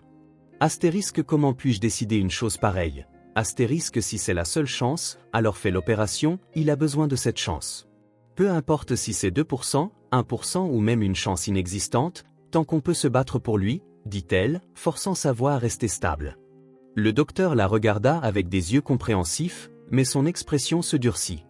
Je veux que vous compreniez les risques. L'opération n'a que 2% de chance de succès, il pourrait ne pas s'en sortir, expliqua-t-il, la voix prudente. Il n'y a vraiment aucune autre alternative, demanda Jessica, cherchant une issue moins dévastatrice, mais le docteur secoua la tête. Malheureusement, non. Sans l'opération, il ne survivra pas longtemps. Mais même avec l'opération, il y a de grands risques, surtout avec l'instabilité de l'électricité. Si une autre panne de courant se produit pendant l'intervention, les chances passent à pratiquement zéro, expliqua-t-il, son ton lourd, chargé de la vérité cruelle à laquelle Jessica devait désormais faire face. Le choix semblait impossible, mais Jessica savait qu'elle ne pouvait pas simplement le laisser partir. Elle s'accrocha à la main de son père, ressentant la chaleur faible qui restait, le seul signe de vie qui la reliait encore à lui. « Papa, je ne sais pas si c'est le bon choix, mais je ne peux pas t'abandonner », pensa-t-elle, tandis que les larmes commençaient enfin à couler sur son visage. L'image de son père, toujours si fort et présent, était désormais un souvenir fragile, et elle savait qu'elle devait se battre, même si le prix était élevé. Jessica regarda le docteur, cherchant à rassembler le courage nécessaire pour répondre. « Je comprends les risques, docteur, mais il mérite cette chance, aussi petite soit-elle. Je ne peux pas le laisser partir sans avoir essayé, » dit-elle, et sa voix, bien que tremblante, semblait ferme. Le docteur hocha la tête, une expression qui mêlait respect et inquiétude. « Très bien, nous allons nous préparer pour l'opération, mais s'il vous plaît, soyez préparés à toutes les éventualités. Avec son état et les conditions à l'hôpital, je ne peux pas promettre que tout se passera comme nous l'espérons. Je vous suggère de dire au revoir à votre père, » dit-il, posant une main sur son épaule dans un geste de soutien. Jessica sentit le poids de la responsabilité et de l'incertitude. Chaque mot du docteur semblait un avertissement, une manière de la préparer à l'inévitable, mais elle refusa de céder à la peur. « Je sais, mais il est fort et j'ai besoin de croire qu'il s'en sortira. S'il vous plaît, faites tout ce que vous pouvez. » « Je ne vais pas dire au revoir, parce que j'ai foi qu'il va s'en sortir, » répondit-elle, essayant de se convaincre que son choix n'était pas juste de l'obstination inutile. Lorsque le docteur partit préparer l'opération, Jessica se pencha au-dessus d'Edward, serrant plus fort sa main. « Papa, je sais que tu peux te battre. Je sais que tu es fort, je serai là, je t'attends, » chuchota-t-elle, les yeux fixés sur son visage, comme si ces mots pouvaient atteindre les parties les plus profondes de sa conscience et le maintenir stable. Le bruit irrégulier des machines était un rappel constant du danger, mais elle choisit de l'ignorer, préférant se concentrer sur la promesse qu'elle venait de faire. Elle resterait là à ses côtés jusqu'au dernier moment, résistant à la peur et s'accrochant à l'espoir, aussi minime soit-il. La lumière froide et blanche de la salle d'opération semblait intensifier la gravité de la situation. Le docteur Harris observa les moniteurs, reflétant l'augmentation de la pression intracrânienne d'Edward à des niveaux critiques. Chaque seconde semblait un défi, et l'équipe savait que toute fluctuation pourrait suffire à transformer l'opération en une bataille perdue avant même qu'elle ne commence. Astérisque, il faut être prêt, chaque détail compte maintenant astérisque, pensa le docteur Harris, conscient que la moindre erreur pourrait sceller le destin d'Edward. De l'autre côté de la vitre, Jessica observait chaque détail, l'anxiété croissante à chaque minute qui passait. Voir Edward, toujours si fort, maintenant vulnérable et à la merci des médecins, était presque insupportable. « Il a toujours été mon protecteur, et maintenant c'est lui qui a besoin d'aide, » murmura-t-elle, serrant les mains comme en prière, sentant le tiraillement entre espoir et désespoir. Le silence de la salle d'attente amplifia sa souffrance, et elle se sentit comme une spectatrice dans un cauchemar dont elle ne pouvait se réveiller. L'équipe médicale ajusta les moniteurs, et les lectures montrèrent des fluctuations dangereuses de la pression intracrânienne d'Edward. Les infirmières échangèrent des regards, conscientes que la moindre erreur pourrait provoquer un effondrement. Le docteur Harris garda son regard fixé sur les lectures, chaque seconde nécessitant une concentration extrême. Il savait que l'opération était une course contre la montre, et qu'il devait agir rapidement, mais avec une précision millimétrique. « Nous ferons de notre mieux pour le maintenir stable, mais nous n'avons aucune marge d'erreur, il n'a que 2% de chance, » avertit-il, sa voix grave et contrôlée. La tension dans la salle d'attente monta d'un cran, et Jessica ressentit chaque seconde comme une éternité. Elle savait que le destin d'Edward était entre les mains de l'équipe médicale, et l'impuissance de simplement regarder était une torture. Astérisque, je dois être forte pour lui, comme il l'a toujours été pour moi astérisque, pensa-t-elle, tandis que les souvenirs de son père l'encourageaient à garder espoir, mais en même temps, la peur de le perdre la consumait. Elle se demanda s'il aurait la force de surmonter ce défi. Soudain, le docteur Harris remarqua une fluctuation encore plus importante sur les moniteurs, et ses yeux se rétrécirent, concentrés sur l'urgence qui se profilait. Le corps d'Edward commença à se convulser dans des spasmes violents, une crise sévère se manifestant avec une intensité effrayante. J'ai besoin d'aide, rapidement, cria le docteur Harris, et l'équipe se précipita pour contenir la situation, essayant de stabiliser Edward avant que la crise ne cause des dommages irréversibles. De l'autre côté de la vitre, Jessica vit le corps de son père trembler de manière incontrôlable, et le désespoir la submergea. Elle sentit ses jambes flancher et son cœur battre de façon erratique alors qu'elle essayait de comprendre ce qui se passait. « Pas maintenant, pas après tout ça », murmura-t-elle, les mains couvrant sa bouche alors qu'elle regardait, impuissante. Le docteur Harris manœuvrait les instruments avec précision, l'atmosphère autour de lui semblant chargée d'électricité et de tension. Tous étaient dans un état de concentration maximale, leurs yeux fixés sur les moniteurs et les signes vitaux d'Edward qui oscillaient comme un fil tendu prêt à se rompre. « Il faut le garder stable à tout prix, nous ne pouvons pas perdre le contrôle maintenant », murmura le docteur Harris, la voix presque étouffée par sa concentration absolue. Pendant ce temps, l'anesthésiste, positionné à côté d'Edward, surveillait attentivement les signes vitaux. Il savait que la moindre fluctuation pourrait signifier un risque mortel pour le patient, et toute erreur à ce moment était inacceptable. Soudainement, les chiffres commencèrent à chuter, et l'anesthésiste fronça les sourcils. « Docteur Harris, nous avons une instabilité des signes vitaux, il faut ajuster l'anesthésie, sinon il pourrait se décompenser », alerta-t-il, sa voix tendue mais contrôlée, alors qu'il essayait de maintenir Edward aussi stable que possible. De l'autre côté de la vitre, Jessica attendait, les mains jointes et le regard fixé sur l'horloge, comme si chaque seconde passait plus lentement que la précédente. Elle savait que son père était entre les mains d'une équipe hautement qualifiée, mais la peur de perdre une personne aussi importante restait une ombre constante. « Papa, s'il te plaît, tu dois tenir bon, ne renonce pas maintenant », murmura-t-elle, luttant pour retenir les larmes qui s'accumulaient obstinément à l'intérieur. Dans la salle d'opération, le docteur Harris et son équipe avançaient avec soin. Chaque mouvement était fait avec une précision chirurgicale, une danse de compétences dans une situation qui frôlait l'insoutenable. Grâce au microscope, le docteur Harris pouvait visualiser l'étendue du saignement, mais il remarqua bientôt quelque chose qui le préoccupa. « Nous avons une quantité de sang plus importante que prévu, cela complique l'accès à l'anévrisme », commenta-t-il, son expression grave, tandis que les infirmières échangeaient des regards inquiets. La révélation que le saignement était plus étendu que prévu mit toute l'équipe en alerte. Les mains du docteur Harris, bien qu'immobiles, étaient tendues, et il dut faire une pause brève pour évaluer la meilleure approche. Chaque seconde compte, il ne faut pas s'arrêter maintenant, il faut accéder à l'anévrisme dès que possible, ordonna-t-il, sa voix révélant la gravité de la situation.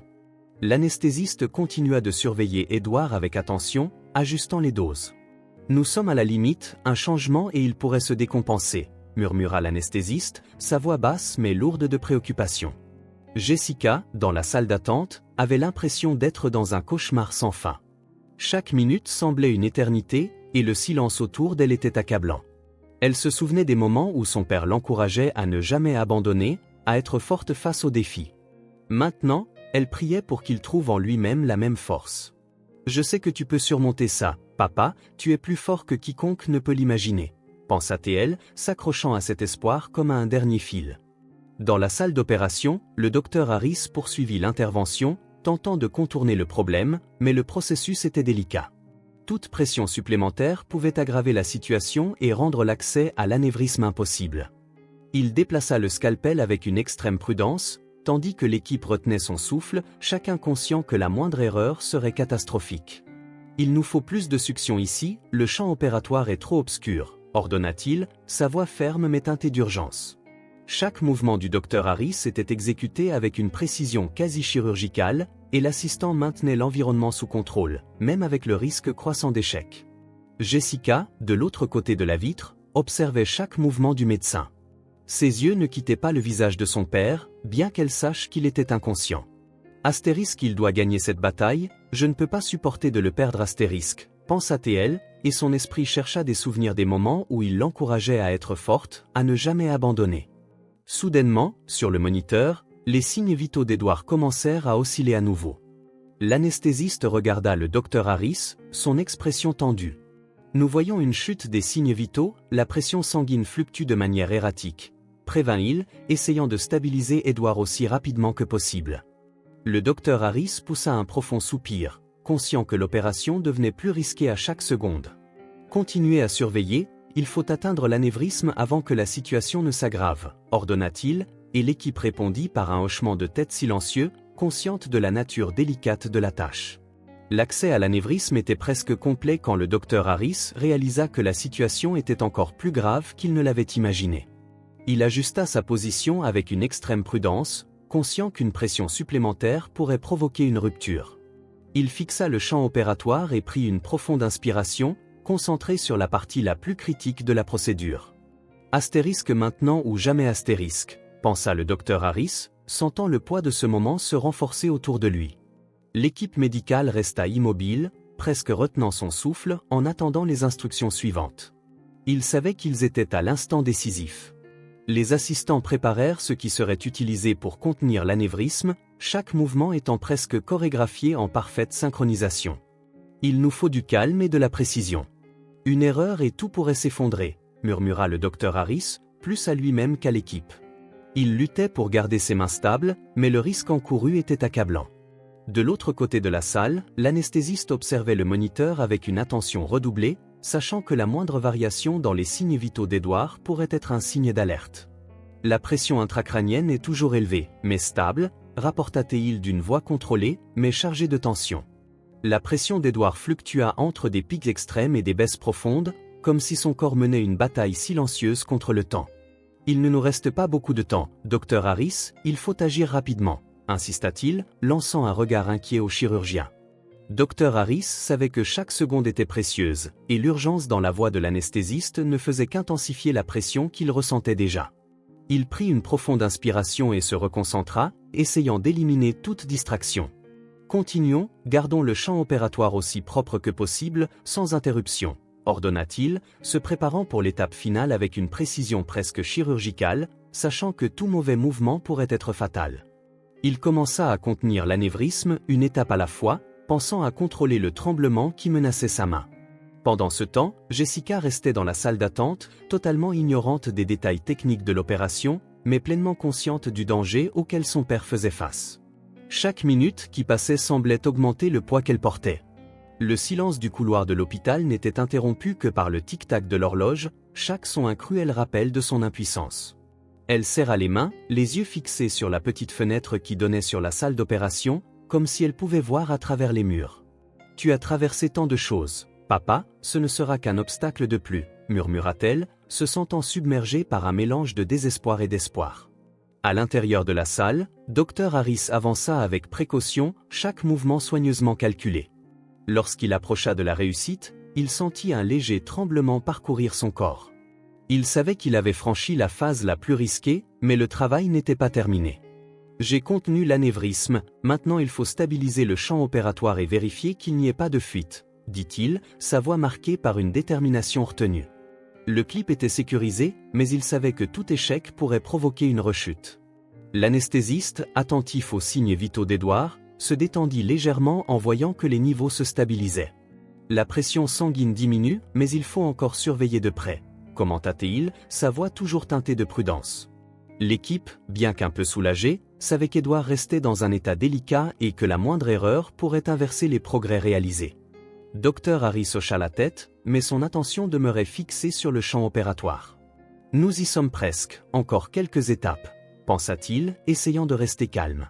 De l'autre côté de la vitre, Jessica observait les mouvements des médecins, l'anxiété grandissant à chaque minute qui passait. Le temps semblait ralentir et chaque seconde était un mélange d'espoir et de peur.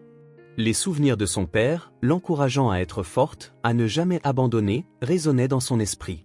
« S'il te plaît, Dieu, j'ai juste besoin d'un miracle, juste un » murmura-t-elle, tandis que des larmes silencieuses coulaient sur son visage. Elle serra le crucifix qu'elle portait autour du cou, s'accrochant à tout ce qui pourrait lui donner de la force. À l'intérieur de la salle, l'équipe travaillait en parfaite synchronisation, vérifiant les points de contaminement autour de l'anévrisme pour s'assurer que tout était en ordre. Dr Harris fit un geste pour que la lumière soit ajustée et lui permette de faire une dernière vérification. L'opération avait été techniquement réussie, mais il savait qu'il restait encore un long chemin à parcourir pour assurer une récupération complète. La phase critique est terminée, maintenant il s'agit de stabiliser et de surveiller, dit-il, permettant un petit soupir de soulagement. L'anesthésiste observa les signes vitaux d'Edouard, qui maintenait désormais un rythme plus contrôlé. « Il est stable pour l'instant », commenta-t-il, mais sa voix portait encore une note de prudence. Toute l'équipe, bien que soulagée, savait qu'Edouard restait dans un état délicat et que la moindre erreur pouvait inverser le progrès réalisé. Dr Harris regarda son patient, sentant le poids de la responsabilité toujours sur ses épaules. Astérisque, j'ai fait ma part, maintenant c'est à toi de jouer, Edouard astérisque, pensa-t-il silencieusement, avec un espoir timide. Après que la procédure fut terminée, l'équipe commença à préparer Edouard pour le transférer en réanimation, où il serait placé sous observation. Dr Harris enleva ses gants chirurgicaux, et le bruit du latex qui se détachait résonna dans la pièce, un son simple marquant la fin de l'une des procédures les plus tendues de sa carrière. Il savait que le risque de complications était toujours élevé, mais à ce moment, tout ce qu'il pouvait faire était d'attendre. L'opération a été un succès, mais on verra s'il se réveille du coma. Nous surveillerons de près ses signes vitaux, expliqua-t-il à l'équipe d'un ton professionnel, mais légèrement soulagé. Jessica, qui observait de l'extérieur, ressentit un bref soulagement en voyant l'équipe commencer à retirer l'équipement de la salle, un signe que l'opération était terminée. Lorsque le docteur Harris sortit pour lui donner des nouvelles, elle se leva précipitamment, le cœur battant. « Docteur, est-ce qu'il va aller bien ?» demanda-t-elle, la voix tremblante d'attente et d'appréhension. Le docteur posa doucement une main sur son épaule, ses yeux pleins de compréhension. « Nous avons réussi à contenir l'anévrisme, mais il faut encore voir s'il se réveille du coma. Son état reste délicat et maintenant, nous avons besoin de temps et de patience, expliqua-t-il, et Jessica sentit une vague d'émotion l'envahir. Elle hocha la tête, essayant de comprendre ce que cela signifiait. Son père était vivant, mais il restait encore un long chemin à parcourir. « Merci, docteur, merci de ne pas avoir abandonné, » murmura-t-elle, la voix étranglée alors qu'elle ressentait un mélange de soulagement et d'incertitude. La lumière tamisée de la chambre d'hôpital éclairait le visage fatigué de Thomas. Ses yeux clignèrent quelquefois, s'adaptant à la lumière, et il sembla un peu confus, essayant de reconnaître son environnement. Sarah, assise à son chevet, observait chaque mouvement léger. Son cœur battait la chamade. Lorsqu'il ouvrit enfin les yeux et les tourna dans sa direction, elle sentit une vague de soulagement et d'émotion déborder en elle. « Grand-père, tu es réveillé », murmura-t-elle en serrant ses mains fort, comme si elle avait peur qu'il disparaisse à tout moment. Thomas essaya de sourire, bien que son visage fût pâle et fatigué. « Ma petite, où sommes-nous ? Que s'est-il passé ?» murmura-t-il, sa voix faible mais pleine d'affection. Sarah avala difficilement, ressentant le poids des événements récents peser sur ses épaules. Elle savait qu'elle devait tout lui expliquer, mais les mots semblaient se mélanger. « C'était tellement effrayant, je n'ai jamais eu aussi peur », avoua-t-elle, la voix tremblante. Elle prit une grande inspiration et commença à expliquer, le cœur encore battant des souvenirs récents. « Je savais que tu avais besoin de médicaments, alors je suis allée vendre des fleurs pour en acheter plus. J'ai fait ce que j'ai pu dans la rue et essayé de vendre autant que possible pour obtenir de l'argent pour les médicaments, mais personne ne voulait m'aider. La pluie était forte et personne ne s'est arrêté. Puis, j'ai rencontré un homme, Edouard, expliqua-t-elle, tandis que son grand-père l'écoutait attentivement. Thomas fronça les sourcils, absorbant chaque mot, comme s'il tentait de comprendre à quel point la situation avait été grave. Il était riche, mais il m'a aidé. Il a acheté toutes les fleurs. Quand j'ai dit que tu étais malade, il est venu avec moi pour t'aider et a demandé à son chauffeur de nous amener ici, dit Sarah, la voix pleine de gratitude sincère. Les yeux de Thomas se remplirent d'émotion en entendant parler du sacrifice d'Edouard. « Il a fait tout ça pour nous, un étranger ?» demanda-t-il, la voix basse et pleine de surprise. Sarah hocha la tête, essayant d'expliquer comment cet homme inconnu était devenu une présence si significative. « Oui, grand-père, il ne me connaissait même pas, mais il s'est soucié de toi. Et puis, lui aussi a eu besoin d'aide. Son opération a eu lieu aujourd'hui, » répondit-elle, sentant un nœud dans sa gorge. Alors qu'elle se souvenait de tout ce qu'Edouard avait risqué pour eux, Sarah prit une profonde inspiration, essayant de mettre en mots la peur qu'elle avait ressentie. « C'était horrible, grand-père, te voir là, sans répondre, et puis savoir qu'Edouard était aussi en danger, j'avais l'impression que j'allais vous perdre tous les deux en même temps, » avoua-t-elle, une larme roulant enfin sur sa joue. Thomas tendit sa main tremblante et essuya doucement son visage. « Ma fille, tu as été plus courageuse que quiconque ne pourrait l'imaginer. Je ne pourrais pas être plus fier de toi, » murmura-t-il. Elle essaya de sourire, mais le poids de tout ce qu'ils avaient traversé restait dans son cœur. « J'aimerais juste que tout soit différent. J'aimerais que tu sois bien dès le départ, et qu'Edouard ne se soit pas blessé à cause de moi, » murmura-t-elle, presque en se blâmant. Thomas secoua légèrement la tête, essayant de la rassurer. « Non, ma petite, ce qu'il a fait était le choix d'un cœur généreux. Il a vu quelque chose de spécial en toi, tout comme moi.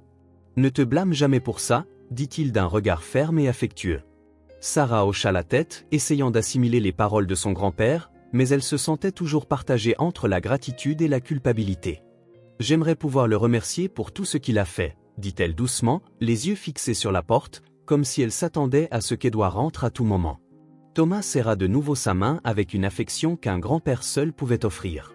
Tu auras cette chance, j'en suis sûr qu'il se rétablira, répondit-il avec une confiance sereine qui apporta un peu de soulagement dans son cœur. À ce moment, Jessica entra dans la pièce, l'expression fatiguée mais un léger sourire aux lèvres. Sarah la regarda avec espoir, et Jessica hocha la tête, confirmant la question muette de la jeune fille. L'opération est terminée. Mon père a été transféré dans sa chambre, et maintenant, c'est une question de temps et de patience, expliqua-t-elle, essayant de transmettre de la confiance à Sarah et à Thomas. Les jours passaient lentement, chaque instant chargé d'attente et de tension.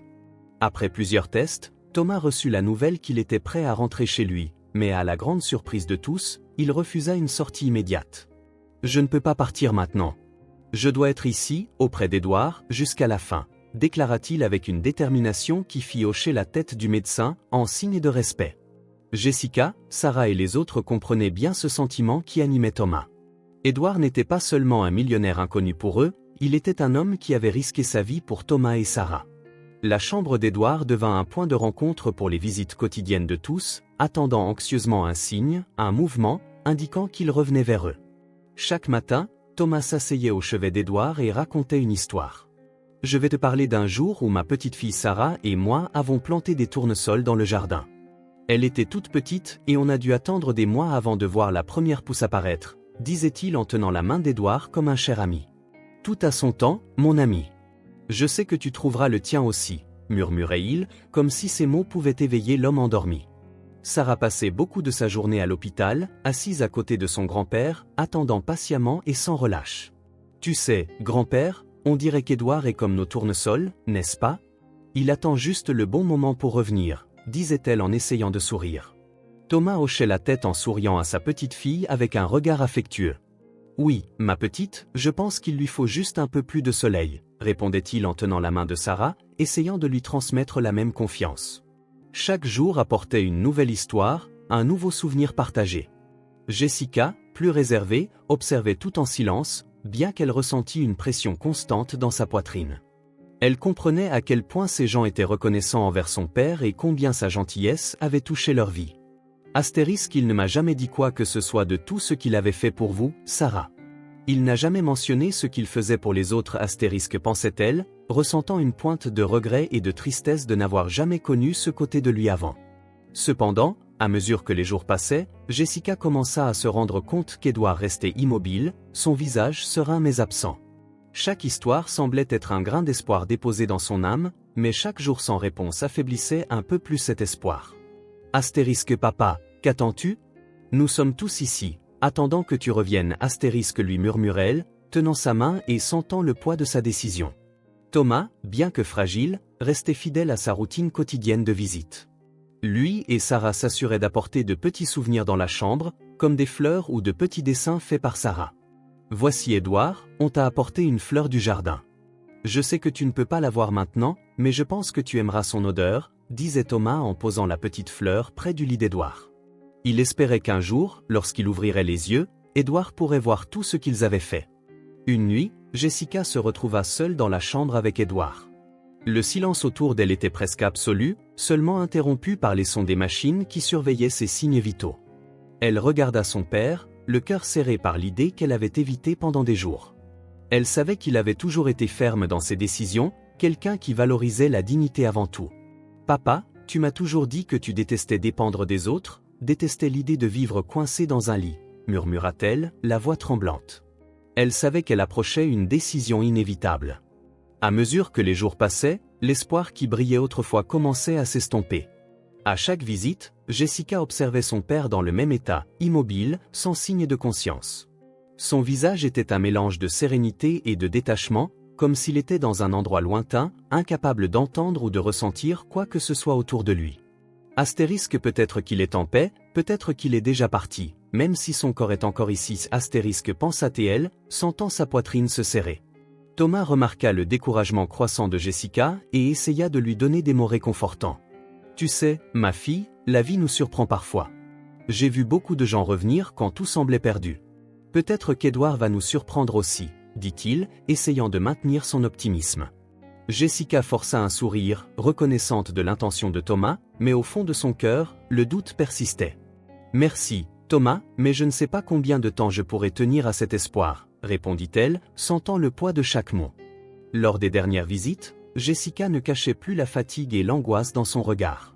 Sarah, qui avait toujours été optimiste, commença aussi à se poser la question. Astérisque, est-ce qu'Edward dort juste beaucoup ou est-ce qu'il est parti et nous ne le savons pas, astérisque. Elle demanda innocemment en tenant la main de son grand-père. Thomas caressa les cheveux de sa petite fille, ne sachant comment répondre. Je ne sais pas, ma chère, mais je sais que son cœur est toujours ici, et c'est ce qui compte, répondit-il, bien que l'incertitude le touchait aussi. Enfin, une nuit, alors que Jessica était seule au chevet d'Edward, elle sentit le poids de la décision s'abattre sur elle, presque de façon étouffante. Assise près de son lit, Jessica tenait la main de son père et fixait intensément son visage immobile. « Papa, tu m'as toujours appris à être forte, à prendre des décisions difficiles, mais comment puis-je te laisser partir ?» murmura-t-elle, sentant les larmes remplir ses yeux. Elle savait que, peut-être, elle prolongeait la souffrance de chacun d'eux. Le cœur lourd, Jessica prit une décision.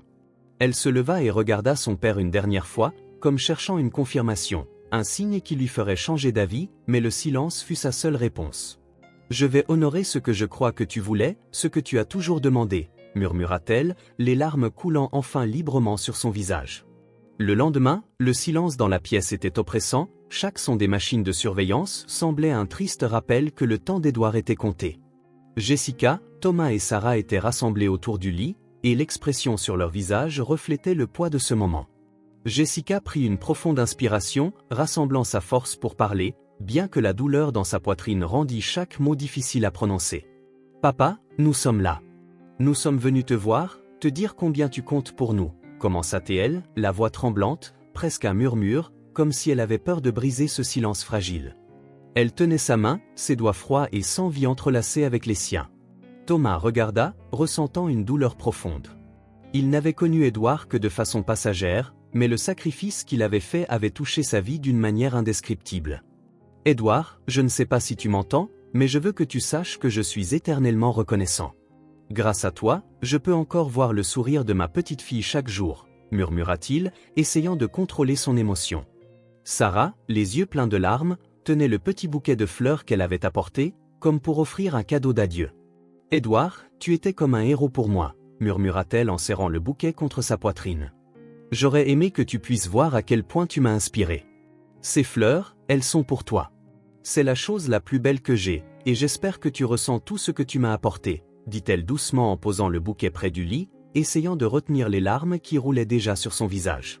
Jessica regarda son père, le cœur serré, sachant qu'elle devait dire ce qu'elle n'avait jamais eu le courage de dire auparavant. « Papa, tu as toujours été plus que ce que tu semblais.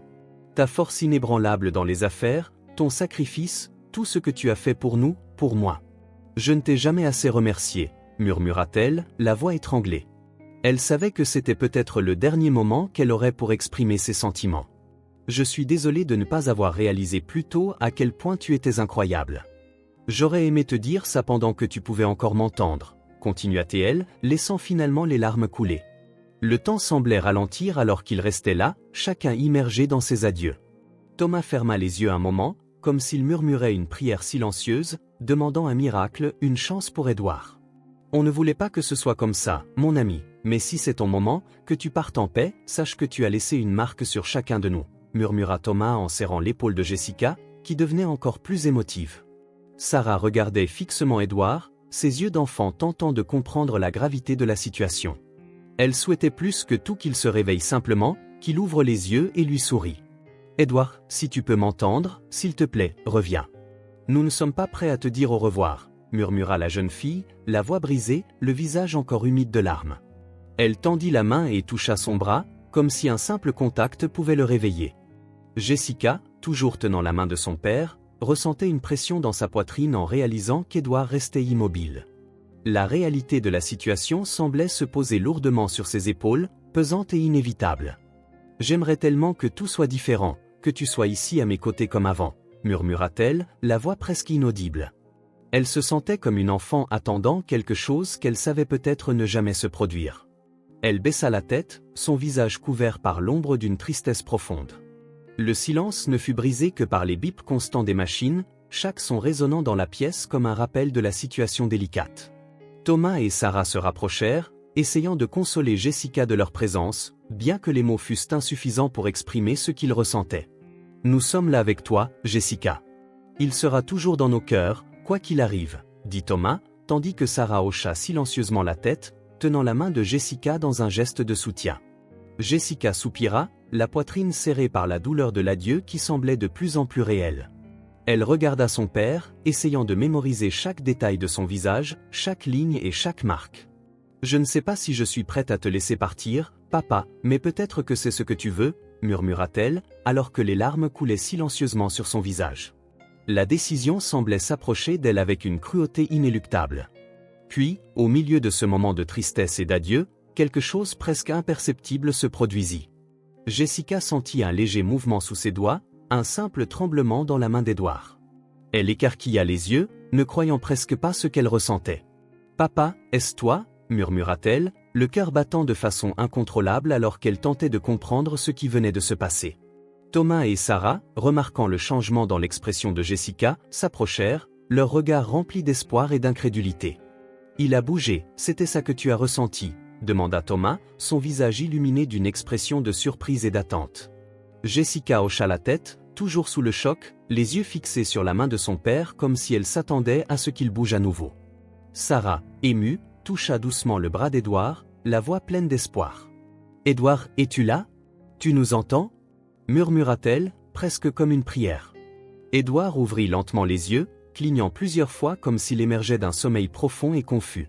La pièce semblait étouffée, et la lumière douce du plafond semblait légèrement l'éblouir. Autour de lui, Jessica, Thomas et Sarah observaient anxieusement, leurs regards remplis de soulagement mais aussi d'attente. Jessica, tenant délicatement sa main, tenta de retenir ses larmes d'émotion. « Papa, tu es réveillé », murmura-t-elle, un sourire tremblant se formant sur son visage, comme si ce moment était un rêve devenu enfin réalité. Édouard ouvrit lentement les yeux, clignant plusieurs fois comme si la lumière douce de la chambre d'hôpital le gênait. Il regarda autour de lui, son regard rempli de confusion, presque comme s'il se trouvait dans un endroit complètement inconnu. Son front se plissa alors qu'il observait les visages autour de lui, un profond vide se reflétant dans ses yeux. Jessica, remarquant l'hésitation de son père et son regard perdu, sentit une vague de soulagement et de peur en même temps. Elle se pencha vers lui, la voix chargée d'espoir. « Papa, tu es là, tu es revenu parmi nous », murmura-t-elle, espérant qu'il réagirait. Cependant, Édouard continua de la fixer, les yeux légèrement plissés mais sans reconnaissance.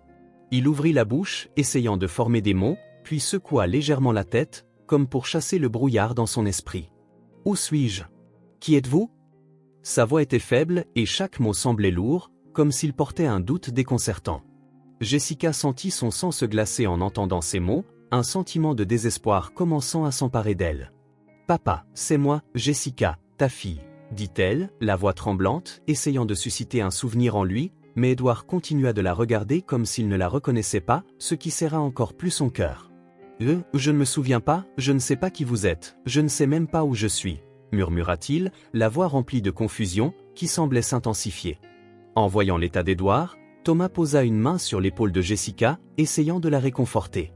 Il s'approcha du lit, sa voix douce et prudente. « Édouard, nous sommes tes amis. Tu as aidé ma petite fille, Sarah, » dit-il sur un ton calme, presque comme s'il racontait une histoire. Cependant, Édouard détourna le regard, son expression reflétant quelqu'un perdu dans un cauchemar. « Je ne me souviens pas », répondit-il, d'un ton lourd et désorienté. L'expression de Sarah, qui se tenait près de son grand-père, passa de la surprise à la tristesse lorsqu'elle entendit Édouard dire qu'il ne se souvenait de personne. Elle regarda Jessica, son regard plein de questions et de préoccupations. « Il ne se souvient de rien », murmura-t-elle à sa grand-mère, alors que la réalité de la situation commençait à se poser dans son cœur.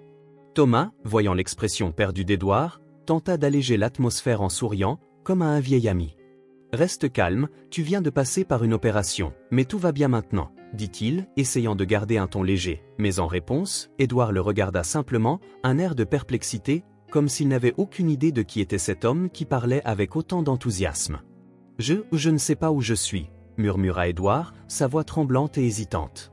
Il regarda autour de lui comme s'il se trouvait dans un endroit étrange, entouré de visages qu'il ne pouvait pas reconnaître. Sarah, qui était debout à côté de lui, les yeux écarquillés, tira nerveusement la main de Jessica. « Pourquoi il ne se souvient pas ?» murmura-t-elle, effrayée, essayant de comprendre ce qui se passait. Jessica sentit son cœur battre la chamade, une panique croissante commençant à s'emparer d'elle. « Papa, s'il te plaît, c'est moi, ta fille, je suis Jessica, tu te souviens ?» dit-elle, serrant sa main plus fort, essayant d'éveiller un souvenir, une connexion. Mais Édouard continua de la regarder avec un visage vide, comme si elle était une parfaite inconnue. « Je ne me souviens pas, je ne sais pas qui je suis », avoua-t-il, la confusion dans sa voix trahissant la peur qui commençait aussi à s'emparer de lui. À ce moment, Thomas réalisa la gravité de la situation et courut vers la porte pour appeler un médecin. « Il faut de l'aide ici, quelque chose ne va pas avec lui », cria-t-il, la voix remplie d'urgence. Jessica continua de tenir la main de son père, les yeux remplis de larmes, tentant de comprendre ce que cela signifiait. Astérisque, il était si proche, et maintenant il semble si loin de nous. Astérisque, pensa-t-elle, le cœur serré de douleur et de désespoir. Quelques minutes plus tard, un médecin entra dans la pièce, suivi d'une équipe d'infirmières qui s'approchèrent rapidement d'Édouard pour vérifier ses signes vitaux. « Monsieur Édouard, je suis ici pour vous aider. Vous savez quel est votre nom ?» demanda le médecin, essayant de maintenir un ton calme et compréhensif. Mais Édouard se contenta de secouer la tête en signe de dénégation, avec un regard perdu. « Je ne sais pas où je suis ni qui je suis, qui sont ces gens ?» murmura-t-il, en désignant Jessica, Thomas et Sarah. La réponse fut comme un coup de poignard dans le cœur de Jessica. La douleur de voir son propre père, qui avait toujours été son roc, maintenant si vulnérable et incapable de la reconnaître, était quelque chose qu'elle n'avait jamais imaginé devoir affronter. « Papa, s'il te plaît, essaie de te souvenir de quelque chose, c'est moi, ta fille, je suis ta famille. » supplia-t-elle, la voix étranglée par les larmes, mais Édouard se contenta de détourner le regard, incapable de reconnaître l'amour et l'angoisse qui débordaient d'elle. Le médecin fit signe aux infirmières d'ajuster les moniteurs autour d'Édouard et s'approcha de Jessica. Ces symptômes peuvent être normaux après une intervention comme celle qu'il a subie. La perte de mémoire peut être temporaire, mais il nous faut du temps pour l'évaluer, expliqua-t-il d'un ton professionnel. Mais Jessica ne se sentait pas rassurée. L'idée que son père ne revienne jamais à l'homme qu'elle connaissait la terrifiait. Thomas, qui observait la scène en silence, sentit la tristesse envahir son cœur. Il ne pouvait imaginer un homme aussi fort qu'Édouard réduit à une ombre de lui-même. « Édouard, tu vas t'en sortir. Tu te souviendras de tout. Tout ira bien, » dit Thomas en s'approchant, mais Édouard se contenta de détourner le regard, comme si ces mots n'avaient aucun sens pour lui. « Non, ça ne va pas aller, je ne me souviens pas, » répondit Édouard, la voix faible et pleine d'angoisse. Sarah, qui tenait toujours la main de son grand-père, regardait Édouard, les yeux grands ouverts, incapable de comprendre comment il avait pu tout oublier. « Tu es notre héros, Édouard. C'est toi qui m'as aidé. Comment peux-tu ne pas te souvenir ?» dit-elle, la voix tremblante. Mais au lieu d'une réponse, Édouard se contenta de la fixer, son regard perdu dans une mer de confusion. Les médecins évaluèrent la situation et décidèrent de sédater Édouard pendant un moment, essayant d'alléger l'anxiété qu'il manifestait et de donner à l'équipe une chance d'organiser les prochaines étapes. Jessica observa, le cœur lourd, alors que la médication commençait à faire effet, voyant son père fermer les yeux à nouveau, mais cette fois dans un sommeil induit et temporaire. C'était douloureux de voir cet homme qui avait toujours été son pilier, maintenant si vulnérable, perdu dans un monde sans souvenir. Elle soupira, le cœur lourd, mais déterminée à l'aider à retrouver son chemin. « Je ne t'abandonnerai pas, papa. Je ferai tout ce que je peux, » murmura-t-elle doucement en tenant sa main. Lorsqu'Édouard commença à se réveiller, Jessica se rapprocha, prête à essayer tout ce qui pourrait ramener une étincelle de reconnaissance. Il ouvrit lentement les yeux, la même confusion initiale dans son regard, mais cette fois-ci, il y avait moins de désespoir. Il regarda Jessica, et elle saisit l'opportunité pour commencer à parler, comme s'ils étaient juste en train de discuter un jour normal. « Papa, tu te souviens de la maison dans laquelle j'ai grandi ?» commença-t-elle, essayant de garder sa voix légère, comme s'il s'agissait d'une conversation nostalgique. « C'était une petite maison avec un porche en bois où tu mettais des fleurs en pot. Je t'aidais toujours à m'occuper d'elle, tu te souviens? Édouard la regarda, ses yeux exprimant un mélange de confusion et de curiosité. Fleur, Porsche, murmura-t-il, la voix incertaine, mais il semblait que quelque chose dans son esprit essayait d'attraper l'image qu'elle avait décrite. Jessica sourit, sentant une étincelle d'espoir. Oui, papa, tu disais toujours que les fleurs avaient besoin de soins et de patience, qu'il fallait attendre leur moment. Je pense que c'était la première leçon de patience que tu m'as donnée, continua-t-elle, gardant un ton doux, espérant que chaque mot soit comme un morceau d'un puzzle qu'il pourrait reconstituer. Elle vit son expression s'adoucir légèrement, mais c'était toujours comme s'il essayait d'atteindre quelque chose à travers un épais brouillard. Tu disais toujours que si on s'occupait des fleurs avec amour, elles deviendraient fortes et qu'au printemps, notre porche serait couvert de couleurs. C'était notre endroit préféré, tu te souviens? Insista-t-elle, observant chaque réaction avec soin. Édouard cligna lentement des yeux, comme s'il essayait de voir à travers une fenêtre sale. Fleurs, couleurs, c'est familier, mais je ne suis pas sûr, murmura-t-il. Et Jessica sentit son cœur se remplir d'espoir, bien qu'il fût encore distant. Déterminée à continuer, Jessica changea de sujet, tentant un autre souvenir qui pourrait rapprocher Édouard d'elle. Et nos promenades au parc, papa? Tu aimes? Y emmenait toujours les dimanches. On apportait un panier avec des fruits, et j'adorais courir après les canards pendant que tu riais et que tu m'appelais. Les yeux de Jessica brillaient en entendant son père évoquer un souvenir aussi personnel et significatif.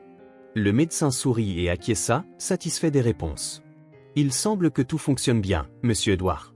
Votre mémoire est effectivement revenue et nous sommes très heureux des progrès, déclara-t-il en prenant des notes sur son carnet. Jessica poussa un soupir de soulagement et serra la main de son père, reconnaissante et émotive. Je savais que tu reviendrais, papa. Je savais que tu ne nous quitterais pas comme ça, murmura-t-elle en serrant sa main avec force. Édouard la regarda et, pour la première fois depuis longtemps, il se sentit entier et présent. Sarah, qui était à côté de son grand-père, observait Édouard avec un regard d'admiration et d'affection. Elle s'approcha de lui, tenant le bouquet de fleurs qu'elle lui avait apporté. « J'ai apporté ça pour toi. Je pensais que tu aimerais peut-être, » dit-elle en lui tendant les fleurs, un sourire timide aux lèvres. Il prit le bouquet et respira profondément leur parfum, se sentant connecté à chaque personne autour de lui, surtout à la petite fille qui l'avait tant aidé. « Merci, Sarah. Ces fleurs comptent beaucoup pour moi, et toi aussi, » dit-il, touché par la gentillesse de la jeune fille. Tout au long de la journée, Édouard subit d'autres tests qui confirmèrent la récupération complète de sa mémoire et de sa santé. Les médecins furent surpris et impressionnés par sa résilience et sa détermination. « C'est vraiment remarquable, monsieur Édouard. Étant donné la gravité de votre état, beaucoup de personnes dans votre situation n'auraient pas eu une récupération aussi rapide et complète, » commenta le médecin-chef, en signant les papiers permettant à Édouard de retourner dans sa chambre, cette fois uniquement pour observation. Jessica resta à ses côtés tout au long du processus, le regardant avec un mélange de fierté et de soulagement. Elle savait qu'il avait traversé l'une des épreuves les plus difficiles de sa vie, et le voir revenir avec sa personnalité et ses souvenirs intacts était le plus grand cadeau qu'elle puisse recevoir. « Papa, je ne sais pas comment te dire combien j'ai attendu ce moment. » avoua-t-elle, les yeux toujours brillants de larmes de bonheur. Édouard la tira dans ses bras, la serrant comme pour lui assurer qu'elle savait à quel point il l'aimait. « Je sais, ma fille, et je ne l'oublierai jamais, » murmura-t-il en la réconfortant. Cette nuit-là, lorsque tous les tests furent enfin terminés, Édouard fut ramené dans sa chambre où il put se reposer entouré de sa famille et de ses amis. Il regarda Jessica et Sarah, se sentant profondément reconnaissant. Je pensais que je vous avais perdu à jamais, mais être ici avec vous, c'est comme vivre une nouvelle chance, dit-il en souriant à tous les deux. Thomas, qui était venu pour une brève visite, ne put contenir son soulagement en voyant Édouard totalement conscient. Je savais que tu reviendrais. Je savais que je pourrais encore te remercier pour ce que tu as fait pour nous. Nous avions tant à vivre et à partager, dit-il, ému, tout en serrant la main d'Édouard. Le sentiment de gratitude et d'espoir envahit la pièce. Et Édouard savait que chacun d'eux faisait désormais partie d'une nouvelle phase de sa vie. Quand la nuit tomba, Édouard regarda Jessica une dernière fois avant de s'endormir, se sentant complet. Après plusieurs jours de récupération attentive à l'hôpital, Édouard reçut enfin la nouvelle que tout le monde attendait avec impatience. Il était autorisé à rentrer chez lui. L'annonce apporta un immense soulagement et de la joie à Jessica, Thomas et Sarah, qui étaient restés à ses côtés chaque jour, témoins de chaque progrès et le soutenant à chaque instant. Édouard, assis sur le lit, les regarda avec un sourire sincère, se sentant véritablement béni. « C'est officiel, je peux rentrer chez moi, » dit-il, encore surpris par sa propre guérison. Jessica sourit, essuyant une larme qui s'échappa de ses yeux. Oui, papa, nous pouvons enfin te ramener chez toi, répondit-elle, émue, tout en tenant sa main. Sarah, aux côtés de son grand-père, observait Édouard avec admiration. Pour elle, il était plus qu'un ami, il était un héros qui avait risqué sa vie pour les aider. Puis-je voir ta maison, Édouard ? Je parie qu'elle est aussi belle que toi, courageux, demanda-t-elle, ses yeux brillants de curiosité et d'anticipation. Édouard rit, touché par la sincérité de la jeune fille. Bien sûr, tu peux, Sarah. Je vous considère toi et ton grand-père comme une partie de ma famille maintenant, répondit-il en regardant Thomas avec un sourire reconnaissant. Thomas hocha la tête, reconnaissant d'avoir croisé le chemin d'un homme au cœur si généreux. Ce sera un honneur, Édouard. Je n'aurais jamais imaginé qu'on puisse construire une amitié aussi vraie, mais maintenant, je sens que tu fais partie de notre famille, dit-il avec une lueur d'admiration dans ses yeux. Quelques heures plus tard, le groupe quitta l'hôpital en direction du manoir d'Édouard, où il pourrait enfin se rétablir pleinement, entouré de confort et de ceux qui étaient devenus ses vrais amis. À leur arrivée à l'entrée du manoir, Sarah était éblouie en observant la façade imposante, avec des jardins fleuris et un large porche, exactement comme elle l'avait imaginé. C'est tellement beau, Édouard, quel endroit charmant. Je me sens comme une princesse entrant dans un palais, s'exclama-t-elle, tenant la main de son grand-père, qui sourit devant l'émerveillement de sa petite fille. En voyant la joie dans les yeux de Sarah, Édouard se sentit renouvelé, comme s'il avait reçu une seconde chance pour apprécier des choses qu'il avait peut-être un jour considérées comme triviales. Eh bien, un château a besoin de personnes spéciales pour le rendre vraiment magique. Aujourd'hui, cet endroit est encore plus beau grâce à votre présence, dit-il en ouvrant la porte du manoir et en faisant signe à tout le monde d'entrer. Jessica observa la scène en silence, son cœur réchauffé par la gentillesse de son père. Tout au long de la journée, Édouard s'assura de montrer chaque recoin de la maison à Thomas et Sarah, qui exploraient avec l'enthousiasme d'enfants découvrant un nouveau monde. Dans le jardin, Édouard leur montra différentes fleurs et plantes, dont beaucoup qu'il avait cultivées lui-même avec l'aide de jardiniers dévoués. Ces fleurs représentent le cycle de la vie pour moi. Elles nous enseignent que même dans les moments les plus difficiles, il y a toujours de la place pour la renaissance, dit-il d'une voix tranquille, alors que Sarah caressait une fleur. Jessica regarda son père interagir avec Sarah et Thomas, surprise et émue de voir à quel point Édouard avait changé depuis l'accident. Il semblait plus léger, plus sensible à la valeur des petites choses. Ce temps à l'hôpital nous a fait voir la vie différemment, n'est-ce pas, papa ? Demanda-t-elle en l'observant avec un sourire. Édouard hocha la tête, son regard distant mais serein. Oui, ma fille, j'ai appris qu'il n'y a rien de plus précieux que les personnes que nous choisissons d'avoir à nos côtés, répondit-il, les yeux remplis d'émotion. Thomas, toujours discret, s'approcha d'Édouard en posant une main sur son épaule, dans un geste d'amitié et de gratitude. Merci, Édouard, de nous avoir accueillis dans ta vie. Je n'aurais jamais imaginé qu'on puisse bâtir une amitié comme celle-ci, mais maintenant, je te considère comme une partie de notre famille, dit-il, ému. Édouard serra fermement la main de son ami, un profond sentiment de gratitude dans le cœur. L'honneur est pour moi, Thomas. Tu m'as appris la véritable valeur de la générosité, répondit-il dans un ton chargé de sincérité. Plus tard, tout le monde se rassembla dans le salon où Jessica avait préparé un petit goûter pour célébrer le retour de son père. Sarah, excitée, tira Édouard vers l'un des fauteuils et lui demanda de raconter une histoire de son enfance. « S'il te plaît, Édouard, je veux entendre l'une de tes histoires. Je parie que tu as fait des choses aussi courageuses que ce que tu as fait pour moi et mon grand-père, supplia-t-elle, ses yeux brillants d'espoir. Édouard rit en se souvenant des aventures de sa jeunesse et commença à raconter une histoire de lorsqu'il était enfant et qu'il s'était aventuré seul dans une forêt à la recherche d'un trésor. Jessica et Thomas l'écoutaient attentivement, mais la véritable joie pour eux était de voir l'amitié qui s'était formée entre Édouard et Sarah, comme si cette connexion avait été destinée. « Je ne l'ai jamais vu aussi heureux, papa. Peut-être que la vie nous a sauvé cette réunion pour nous enseigner une leçon, » murmura Jessica à Thomas, qui hocha la tête avec un sourire approbateur. « Parfois, la vie nous offre les bons amis au moment où on s'y attend le moins, » répondit-il, souriant. Il acquiesça en observant Édouard et Sarah rire ensemble. Alors que l'après-midi touchait à sa fin, l'atmosphère était emplie d'une tranquillité qui contrastait avec les semaines intenses que tout le monde avait vécues. Édouard, assis à côté de Jessica, regardait le jardin et remarqua que de nouvelles fleurs étaient en train de s'épanouir. Il soupira, se sentant enfin en paix. « Tout semble refleurir à nouveau, dit-il, plus pour lui-même. Jessica l'entendit et hocha la tête avec un sourire. C'est parce que, papa, tu apprends à voir la valeur dans chaque moment, répondit-elle en lui tenant affectueusement la main. Au fur et à mesure que le soleil commençait à se coucher, Thomas regarda Sarah et lui fit un sourire, signifiant qu'il était temps de partir. Sarah, bien qu'à contre-cœur, s'approcha d'Édouard, qui l'accueillit dans une chaleureuse étreinte. « Reviens quand tu veux, c'est aussi chez toi », lui dit-il, tandis que Sarah lui faisait signe en souriant, ses yeux remplis d'affection. Des mois plus tard, la vie avait repris son cours, mais avec des changements significatifs pour Édouard et tout son entourage.